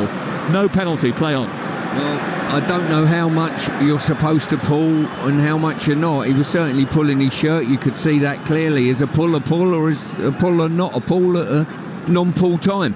Well, it depends how good you are with a pull, really. Here is McGinn into the penalty area. And a foul has been given against Van Dijk for probably half the amount of contact that was perpetrated on Pau Torres. Unai Emery's going mad. He thinks it was a pull, and it was a pull that should have been punished. There's too many words of pull in one sentence. There's no doubt. Yeah, he's having a little go at the fourth official. Yes. Get it off your chest. Sam Allison is getting it in the neck, I'm afraid. The fourth official, because he knows that Unai Emery has seen the tug. Here is Diaz on this near side, the left, charging into the box, so he's allowed to go a long way. Pau Torres gets it clear, picked up by McAllister. Far side was Nunez, dropped into the box. He came from an offside position, Nunez. Up goes the flag, and the game's still going on. The referee wants to play on here. The ball sent in towards the near post. It's cleared away by Konsa, and now the referee decides that he's going to blow the whistle. The flag went up ages ago. That's what Onana is saying. See, if you don't stop play, because you should really, because the linesman was adamant it's offside. If you play on, when Villa get the ball back, I think you're punishing them twice, Sam. I really do. But also, the other thing here is that the flag went up, and we're told when the flag goes up, that's when they make the decision. If it's 5 yards or more, they'll keep the flag. If it's under 5 yards, they'll keep the flag down. That was so clear, that offside. We saw it, the assistant saw it. Why did the referee not stop the game? That's something we do not know. Given away by Aston Villa's Diego Carlos. Picked off by Robertson. Sent down the left for Nunez. Nunez tries to get to the edge of the penalty area. Opens his body up. Sends it into Diaz. Diaz leaves it for Salah. Salah onto his left foot. Blocked by Tielemans inside the D. And it bounces towards the halfway line. Back it comes again with Liverpool and Van Dijk, who runs into Bailey. Bailey gives it back to him. It's shoveled on towards Nunez, who gets away from Tielemans. Right-footed shot into the arms of Emi Martinez. There's a couple of examples of what Stuart's been talking about all night there. 50-50s that only went one way, the red way. Yep, you're so right. Rodgers holding off McAllister this time, then trying to feed Watkins. It's such a poor ball though, and Ibrahima Konate not only wins the first challenge but the second one as well. Interesting comment from Pep Guardiola tonight in the aftermath of his team losing down at Brighton. He said maybe after 7 years winning 6 Premier Leagues, maybe 1 year another team deserves it. So is that Pep Guardiola already suggesting that Manchester City are not going to win the league? Well, the one thing you can say is Pep will know before we do the strength or weaknesses of his team. And some of the words that come out of there, I thought before the Bournemouth game, some of his wording was strange. Yes, you pointed that out on Tuesday night prior to the Sporting Lisbon game with us live on Talksport, didn't you? I did. As I say, it's a little bit too negative for my liking. We are not able to do 90 minutes right now. We played a really good first half, moments in the second half, but we lost again so clean our heads. International break, and hopefully our players come back fit. Asked whether City's form was a worry, he said we have to try and win games again. We're not able to sustain the rhythm in the second half. 4 defeats in a row, we have to change things quick. Here is Jones out towards the near touchline looking for Diaz. Did he keep it in? Just about, I think. Down by the byline, and then cuts back towards the near side. A little exchange of passes between McAllister and Robertson. An opportunity to cross for McAllister. And then he just sort of allowed it to go too far across his body and then had to nudge it back to Van Dijk before starting again. 2 Liverpool changes incoming. Gakpo and Szoboszlai about to enter the fray here on Talksport, where Liverpool lead by 1-0. 63 on the clock. Infield it goes to Diaz. Diaz nudging it back towards Gravenberch once again. And then it's sent long to Konate. Konate forward into Bradley. Bradley gets away from Watkins, who then tries to make the challenge from the wrong side. Gives away a free kick. Yeah, got a couple of subs for each team, I think, coming on. Both managers shaking the pack up. Yep. John Duran is coming on.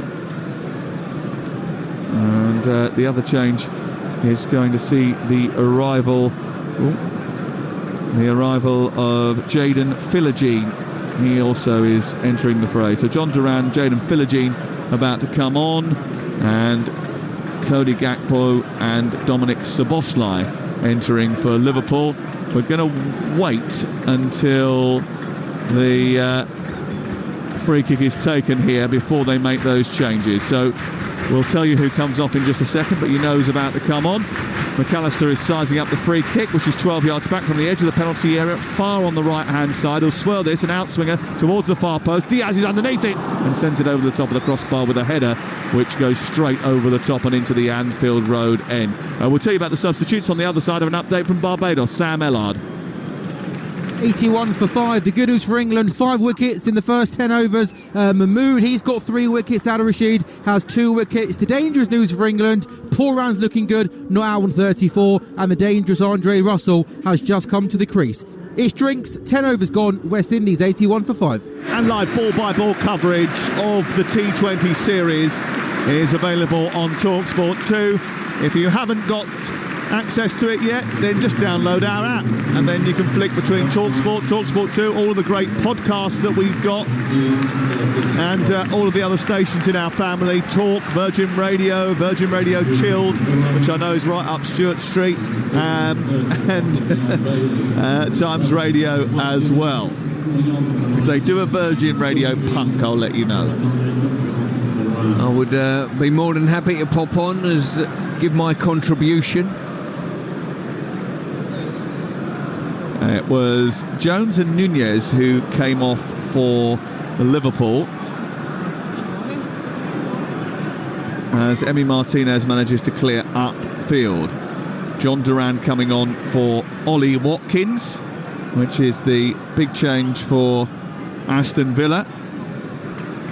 And Jaden Philogene coming in on this right-hand side has replaced Leon Bailey. There are the changes so far in the game. So 3 each. 2 made in the first half because of injury issues to Trent Alexander-Arnold, who England will be concerned about, and John McGinn, who had to come in for Jacob Ramsey, who looked like he'd tugged a hamstring. Here is Caoimhin Kelleher. We're 20 minutes played in the second half, live at Anfield tonight. The Sunday session comes from Stamford Bridge tomorrow. Chelsea-Arsenal. But we've got an absolute plethora of Premier League, Championship, WSL, Scottish action for you tomorrow. So make sure you join us on the Sunday session. We're on air from 1:30. We're sending Perry Groves to Forest. Alex Crook will be with me at Stamford Bridge with Henry Winter. We'll be high up on the gantry watching Chelsea and Arsenal. What a big game that is for Arsenal, and maybe they'll get a little bit of encouragement from Manchester City's result today. Liverpool certainly will. If it stays like this, they will be 5 points clear at the top of the table. And Arne Slot, who has become just the 5th manager to win as many as 8 of his first 10 Premier League games in charge, after John Gregory, Gus Hiddink, Carlo Ancelotti and Ange Postecoglou, will be only the 2nd of that group to win the 11th match in the sequence. That one was Ange Postecoglou last year. So what happens here? Does Slot get over the line too? They have the ball on the halfway line, they have control of the match, they have the edge on the scoreboard, but can they see it through to the end of the game? Robertson comes forward, out to McAllister, back to Nunez, and then all the way through to Virgil van Dijk, who finds Konate, and then Bradley back into Konate, and all the way to Kelleher, who looks like he's wearing tracksuit bottoms. I think it's just black leggings he's wearing under the black shirts and the goalkeeping uniform that he's got on tonight. Ball played down the left elegantly, looking for the run of Diaz. Diaz gets in behind but can't get the cross into anyone in red, and it's gobbled up and cleared away.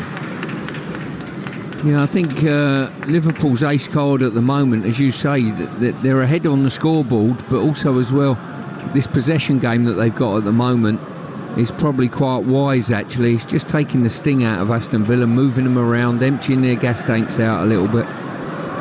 Well, they lead by a goal to 0, and the latest head odds are available on Betfair, the official betting partner of Talksport's Premier League coverage. Right now you can get Liverpool at 6-1 on.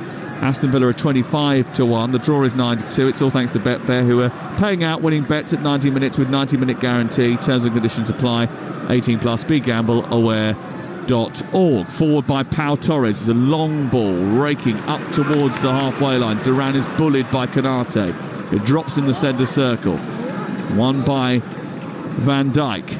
And then he just holds on, waits. And this rather patient possession football from Liverpool, just taking the sting out of Villa and the sting out of the game. And while it stays like this, they'll be happy. Of course, always at 1-0. Slightly dangerous to assume that you're going to carry the 3 points. There's always the vulnerability of a quick turnover of possession, a mistake from someone. But Liverpool came into this match unbeaten in the last 12 games, and they won 11 of those, so they know how to get the job done. Van Dijk, long out to the far side. Header away by Digne. Ball bounces down for Bradley. It was a bit of a strong collision from John McGinn, who went in on Mo Salah, and he just used his big backside to shield the ball like he does, but he's taken Mo Salah down. Yeah, he did. This is an interesting one, this.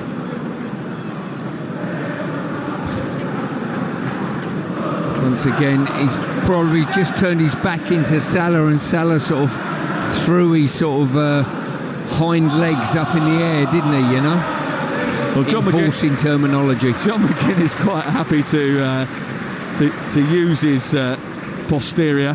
He's vocal about it, and on that occasion I don't think he did too much wrong, really.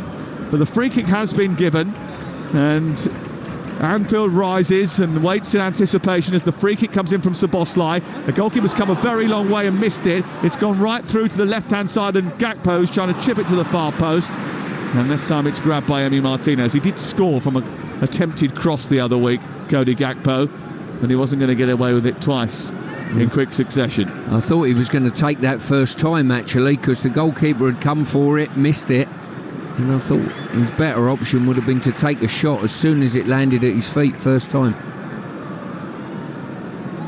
Aston Villa have not been as defensively secure this season as they were last campaign. They have kept just one clean sheet in 11 Premier League matches now. And that is something that Unai Emery will have to look at. It's a disease that's catching. Here's Gakpo again, cutting in from the left-hand side. A right-footed effort from range this time. Goes miles over the top of the bar. Well, it was an ambitious effort. He was just about, I think, onside as the ball was played over the top. He cut in onto his right foot, got inside the box and unleashed an effort which was, 7, 8, 9 yards over the bar? Yeah, it was. He'd done everything right, but just didn't control the effort. But I've got to say, what a wonderful ball by Robertson that was. Just he dropped his shoulder and spun in behind, and Robertson found him with a fantastic pass. Aston Villa struggling to keep hold of possession here now. And Emi Martinez just kicked the ball long. It's been picked off twice. Once by Bradley, once in that particular move by Ryan Gravenberch. And Liverpool are just coasting with possession here with 19 to play. Just wonder, Champions League football bound to make a difference, bound to reduce your intensity over the course of a season because you're playing so many more games of high-octane football. It has been visible in the performances against Bournemouth and Manchester United from Aston Villa that it's affected them. And this trip is much tougher than those two, Stuart. But they've got to make the most of it when they do get to break, and they're breaking now with Onana sending the ball out wide towards the left. It's collected by Rodgers, and again the pass selection wasn't right. It's come back to Onana, but McGinn maybe rushed it, and then Philogene runs towards this near side, but was in an offside position initially when the first ball came out. So he's flagged offside as soon as he touches it, and Liverpool have it back again. They've got to make the most of those moments. They certainly have. Looked as though they're reaching to the substitutes bench once again, Villa, but you're right in what you say. You turn over, it's 4-on-4. Neither of the two forward passes were that clinical to take a player out of the game, though. Just needed to be crisper, firmer, into the right area in front of their player to get onto, rather than having to just slow up or hesitate or check their run. Yeah, as soon as you're checking your run, you know the attack's dead, to be quite honest with you, especially against the athletic side that are Liverpool that are recovered position. 17 to go. This is Talksport, and it is Liverpool 1, Aston Villa 0. On Talksport with Enterprise Rent-A-Car, whatever the mission, home or away, Enterprise helps over 120,000 people every day. Here's the change then, and on comes Ian Martson to replace the left-back Digne, who is formerly of Everton, so gets a boo from the Anfield crowd. And Boubacar Kamara comes on, and he replaces Andre Onana in the heart of midfield. Kamara, who missed the start of the season with injuries as he recovered with a knee problem. He was a big player, actually, a couple of seasons ago, or last season for them. They've won the ball here, giving it to Philogene down the right hand side into the penalty area, getting to the byline, low cross in towards the near post. Gakpo tries to get it away, it's cleared by Robertson, bobbles up off of the chest of McAllister, and then they hack it to halfway, but Pau Torres is going to get there first. Oh, what happened there? The referee's pulled it back, and it's going to be a Liverpool free kick. Now, was he suggesting that it was a bit of pulling back? Must have done. It's something I've missed. Not often you miss exactly what that was for. It was as they cleared it all. Oh, was there a bit of wrestling from Diego Carlos? Did he just hold back? Yeah. Slight nudge. Wasn't much in it, was there? No. Slight grapple. 15 ago. This is Talksport. Now Liverpool, I think it's probably fair to say, will have overachieved, exceeded expectations. They go 5 points clear. Here is Szoboszlai centering the ball through the legs of Konzo, lets it go, and it runs out on this near touchline, and Gakpo will relieve it. Sends it back into the centre, looking for Szoboszlai. Gets a little nudge from McGinn. Drops for Martson, who looks to try and get the ball up the pitch to Duran. Duran holds it, tucks it back to McGinn, and then Duran comes infield, inside the Villa half, throws himself to the floor. Referee says get back up. Kamara holds on to possession, and Villa have it, but they're just about keeping it. Duran is back on his feet and charging through the centre. Tielemans has it in the centre circle. I think Villa are at that stage in the game now. Everything's got to go forward now. They've got to throw players forward, and they've just got to find that extra little spurt of energy from somewhere to have a tilt at this game. Because Liverpool, I think, are just happy to see it out at present, keep possession. What have you made of Morgan Rogers? It hasn't been one of his better games, has it? There's a toe back by Kamara as Gravenberch tries to get into the penalty area. The referee has now decided to pull that back. It's going to be a yellow card for Kamara, who's just come off the bench, and it's going to be a free kick to Liverpool. Dear, oh dear. Yeah, as I say, he's grabbed hold of his shirt, he's running, pulling his shirt off his shoulder, and a yellow card was the outcome. Yeah, he's not, going back to your point there, Sam, he's not been fully at it, and there's been probably too many players that have just been off the standards they set early in the season, I think. Yeah, I think Rodgers is probably getting to the stage where, as a 22-year-old in the Premier League, playing week in, week out in the Champions League as well for the first time, is just feeling the effects of the season. And it's something that Emery pointed to. You know, why is he going away with the under-21s when he's 22 years of age? Ball in towards the penalty spot, headed away from the free kick by Villa, who pick it up now with John Duran, who's looking to escape, does well to hold it, does brilliantly to hold it, and then now has got to feed Martson, who's going down the left-hand side. McGinn's running through the centre, but they've switched it out to Philogene instead. He runs up towards the edge of the penalty area, tries to go on the outside, didn't spot Luis Diaz coming from behind him, then commits a foul on Robertson, and another attack falls apart in the final third for Aston Villa, and that's been the tail of the tape, I'm afraid. Diaz has run half the length of the pitch there to help his full-back out. That's why you end up winning football matches. Well, he's done brilliantly going forward. He's done brilliantly getting back to help out his team. And he has just kept running and running and running. And that little nudge, that little pinch from behind when Philogene wasn't looking in his wing mirrors has meant the ball is firmly back at the feet of Caoimhin Kelleher. Liverpool 1, Aston Villa 0, live on Talksport in the Premier League. Championship football for you tomorrow comes from the Steel City, United against Wednesday. And that game kicks off at 12:30. It's on Talksport 2. We'll have action on Talksport. Philogene robbed by Luis Diaz. Again, I'm not sure he did that much wrong, Luis Diaz there. Well, what he did right, he fought for the ball, Sam. And that is a great trait to have, especially when the margins are so close. He's a little bit like a firework, Luis Diaz. He is full of energy. He often explodes, and you never really know quite what direction he's going to go off in. But his useful asset here is Rogers, who is a useful asset too. He's got past Canate, but he sent him a little bit wide, got to the byline and won a corner kick. And that was sensible from Rogers. Yeah, nervous times, I think, for Liverpool. Villa are coming into it. They've thrown players forward a little bit more readily, and they know they've got to go chasing this game now.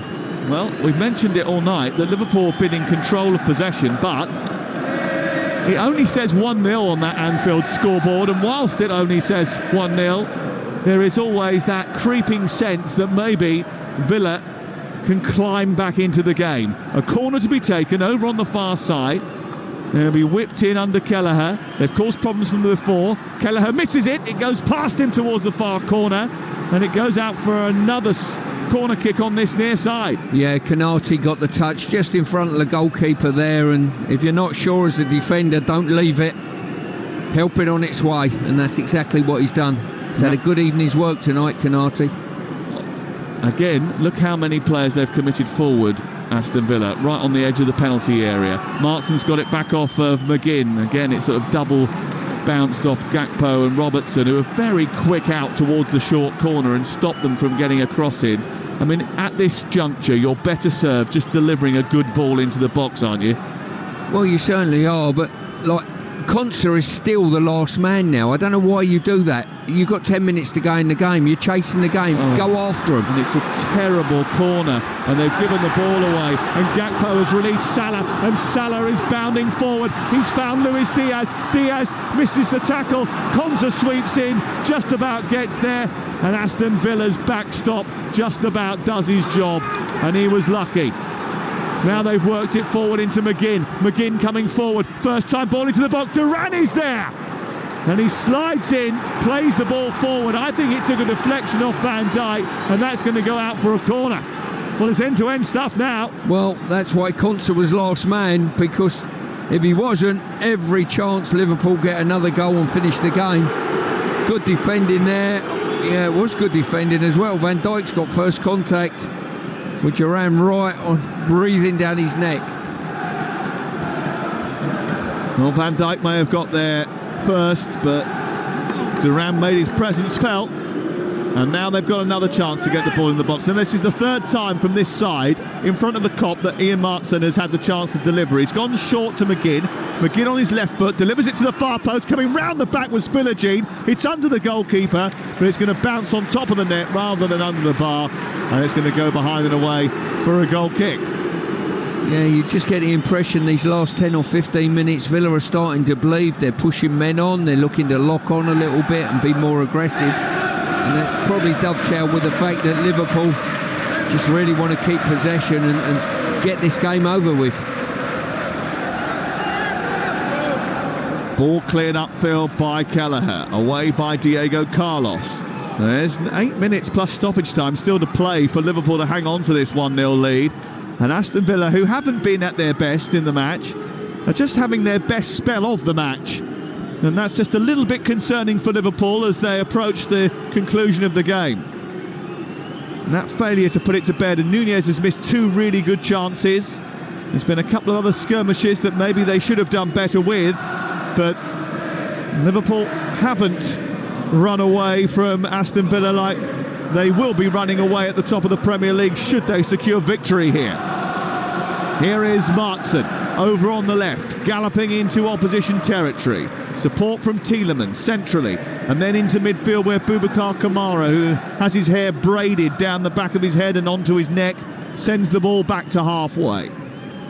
Konsa back into Diego Carlos, across to Pau Torres, the long, lean central defender.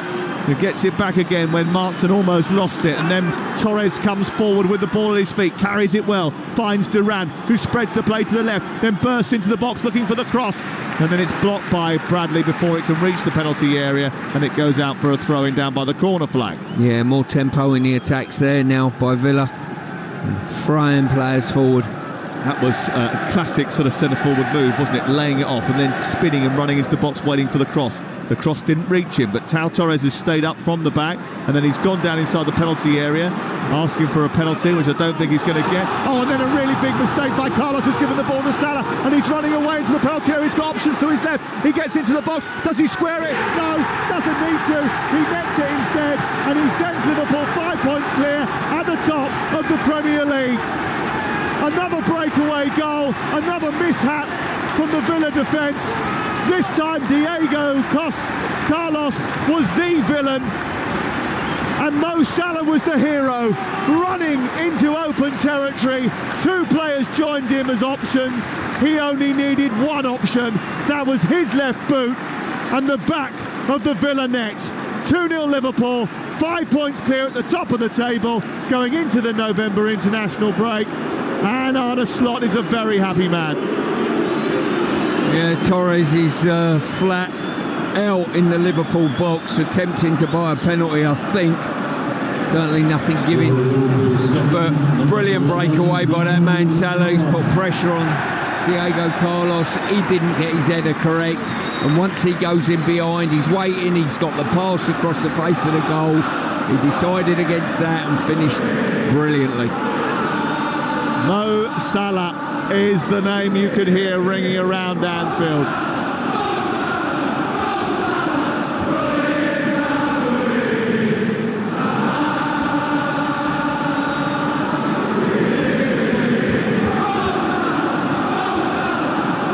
His name sang to the tune of James, Sit Down, but it's the Aston Villa centre-half Pau Torres who is sitting down away to our right, getting treatment inside the penalty area after collapsing after what he thought was a challenge for a penalty. I mean, you've seen it again. What did you think?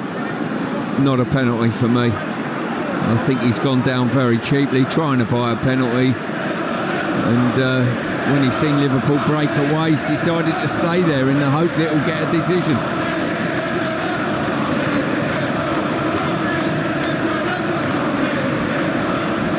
Well, Mo Salah has made it 2-0. That's it now.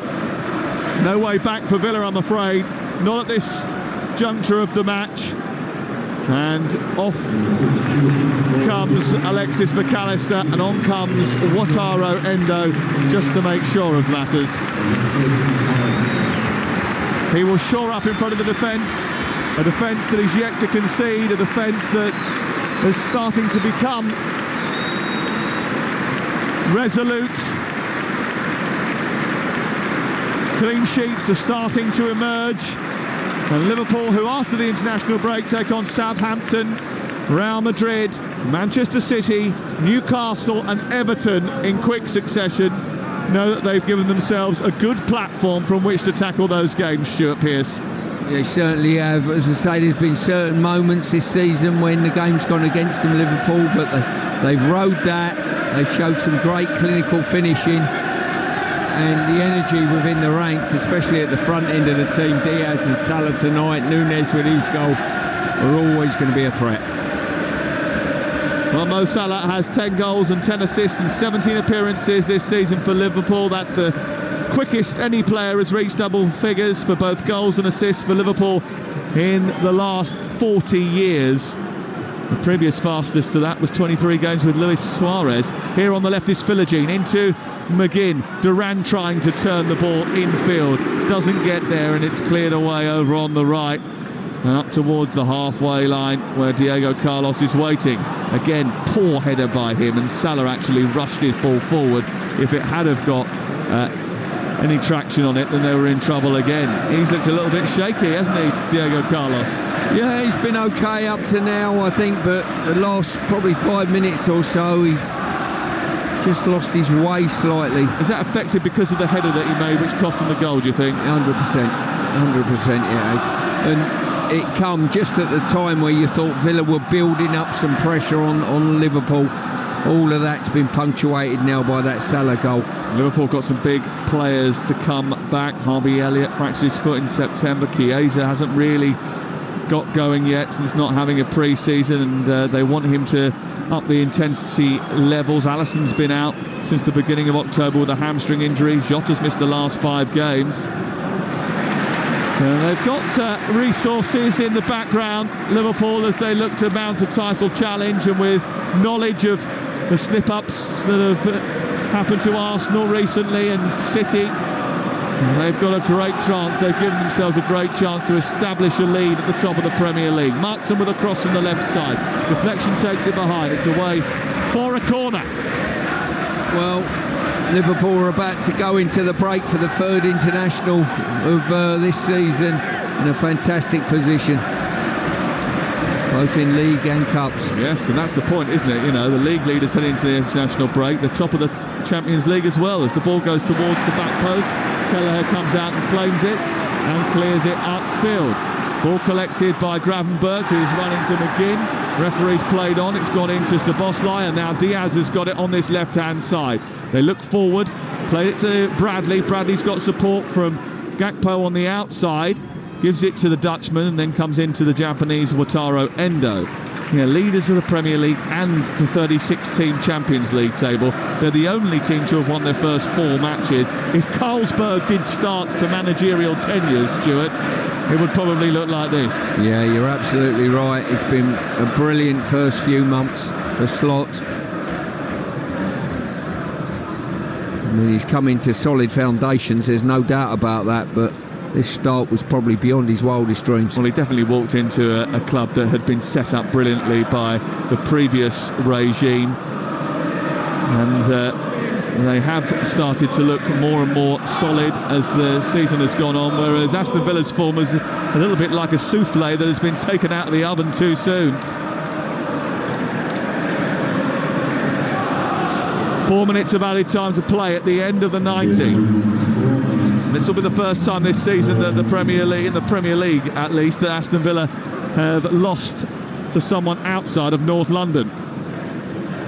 But they've got into the losing habit, and it's going to be the first time under Unai Emery that they've lost 4 in a row. Yeah, I just have the feeling that there's a lot of teams in the Premier League that will be pleased with this break to reassess the direction that they're going, both going forward and the drop-off of form in certain places. I think Lee Carsley's going to have a couple of pull-outs of his squad as well, which is a little bit of a worry, bearing in mind when we go to Athens this week, England need to beat Greece on Thursday night. Yeah, that game in itself with a full squad will be a very, very tough affair.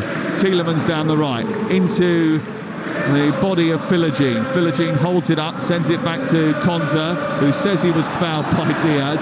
Diaz gives the free kick away, and it's going to be a chance for Liverpool to create from this right-hand side, leading by 2-0 in stoppage time at the end of the 90 here on Talksport. 15 wins from 17 competitive games for Arne Slot. What a start. Here is John McGinn trying to twirl the ball into the box. Pau Torres a target. Again, they're all up from the back. It's deep towards the far post. Kelleher's coming out. He's going to grab it, he does. And send it to Szoboszlai, who immediately wants to release Salah on the counter-attack. But Martson is back this time. Salah didn't take it cleanly, and the ball wasn't perfect for him. But again, how many times have Aston Villa given chances away from dead ball situations in a creative zone at the other end of the pitch? I mean, come on. Yeah, as I say, the beauty of it is we're into the 90-odd minute here. The goalkeeper collects it.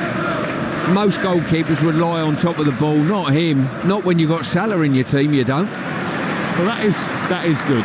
No time wasting, just cracking on and getting on with the match, and a match that Liverpool will be pleased with, I think. It's not been a swashbuckling end-to-end affair. They did have a little game of basketball breakout in the last sort of 10 minutes or so, And it was then that Liverpool took the advantage of a mistake by Diego Carlos and Salah with a terrific little finish past Emi Martinez as well.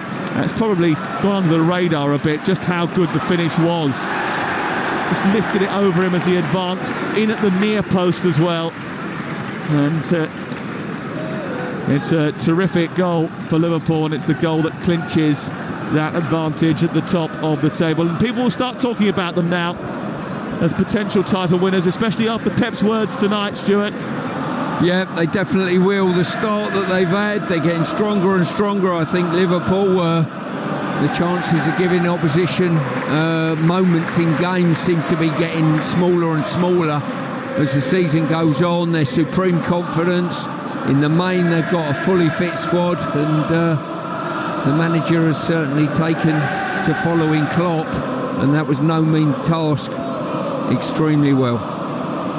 Liverpool 2, Aston Villa 0. It's a result that damages the chances of Aston Villa to go in the upper reaches of the league, that they will start to drop down the division as a result of this, and Tottenham could eclipse them tomorrow as well. And Brighton going into the top 4 tonight thanks to their victory that they secured earlier on today over Manchester City. Liverpool 28 points, City 23, Forest 19, they play tomorrow. But if this slot machine keeps playing out week after week, then Liverpool will be favourites to hit the jackpot. It's 12 wins from 13 games, it's 5 points clear at the top of the table, and no one has switched on the Christmas lights yet. Many saw Arna as a gamble, but it appears that it is a gamble that is paying off. Aston Villa on a losing streak, and that could prove very costly indeed. They started the weekend thinking about the top 4. They'll be lucky to be in the top 8 by the end of tomorrow night. Goals came from Nunez and Mo Salah. Of course they did. It's finished Liverpool 2, Aston Villa 0. Sam Matterface and Stuart Pearce, thank you very much indeed. Yeah, 15 wins in 17 in the Arne Slot reign. 9 clean sheets in that 17, which is pretty spectacular indeed. Liverpool players soaking this up along with their fans. There's something special about these nights at Anfield, isn't there? It's such a hotbed, so much passion, and the Liverpool players are shaking hands and hugging their Aston Villa counterparts. Mo Salah having a little chat with Emi Martinez there. You wonder what he's saying. Sorry, mate. Didn't mean to get past you, but I can't help it. I've just scored my 4th Premier League goal in 4 Premier League appearances. But Arne Slot, with his hands held aloft, is clapping the fans, and they are applauding him. He has absolutely done a job, hasn't he, here, as Sam said rightly as he closed the commentary there. Not everyone was convinced by him when he took over. I know Liverpool fans who said this is the least excited I've ever been about a Liverpool season. And it's gone the other way, hasn't it? He's picked up right where Jurgen Klopp left off. He's actually done even better. And it's a great night for Liverpool because they go into this international break 5 points clear at the top of the Premier League table. Stuart Pearce, Liverpool doing what Liverpool do best. Certainly did. I thought they wanted it slightly more than Villa. Villa looked a little bit nervous in their play, certainly earlier on in the game. They played into Liverpool's hands, squeezing too far up when they had a corner. If you leave space in behind your back line, a fella called Mo Salah will say thank you very much. Who, him? I'm off like Roadrunner. And I've seen it time and time again for the last God knows how many years, and I'm sat up here thinking there's a lot of space you've left behind there. I hope you know what you're doing. And on 2 occasions they certainly didn't, and I think it cost them the game eventually. Yeah. But I've got to say as well, Resh, they won their fair share of 50-50 challenges, and I think that got them over the line eventually. Yeah, and that's what you were saying after the first half as well. It's just being more clever, being more aware, being more alert. Is that what it is? Was that the difference between the two sides? It's the difference between one team that have got their tails up, that are at the top of the league and have hardly lost a game, lost 1 game this year, and the other team that are just suffering a little bit of confidence with these results over the last couple of weeks. Yeah, absolutely. I mean, just quickly, I want to sort of touch on that. It's 4 defeats now for Unai Emery. It's the first time that's happened since he took over at Aston Villa 2 years ago last Wednesday. Defeat to Crystal Palace in the Carabao Cup, defeat to Spurs in the Premier League, defeat to Bruges in the Champions League in midweek, and now defeat to Liverpool in the Premier League. What was the biggest problem about this side when you look at that Aston Villa side and how sort of the dynamics were set up? What was not right about this team? I think if I'm going to say, if I compare the first month of the season, Aston Villa's performances compared to what I saw in front of me tonight, I would say some of the key players, Watkins, the captains on the bench, McGinn, who had a wonderful start to the season, and you could go through most of the players. They're all playing probably 5% down, and that's all it takes in this division, to be 5% down to not win you the game. They had a couple of good chances and probably more efforts at goal, but you always felt as though this was going to be Liverpool's game.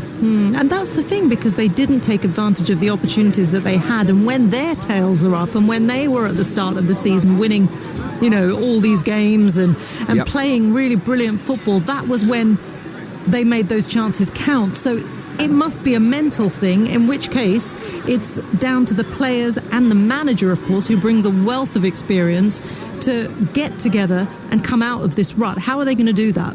Well, listen, he's an outstanding manager, there's no doubt about that, and they're a good group of players. I think this break, this international break, to go away from the club if you're an international player, or maybe to get a couple of days break if you're not, might be fantastic for the football club. And I think for a lot of clubs in the Premier League, this particular break will be an absolute godsend. I really do.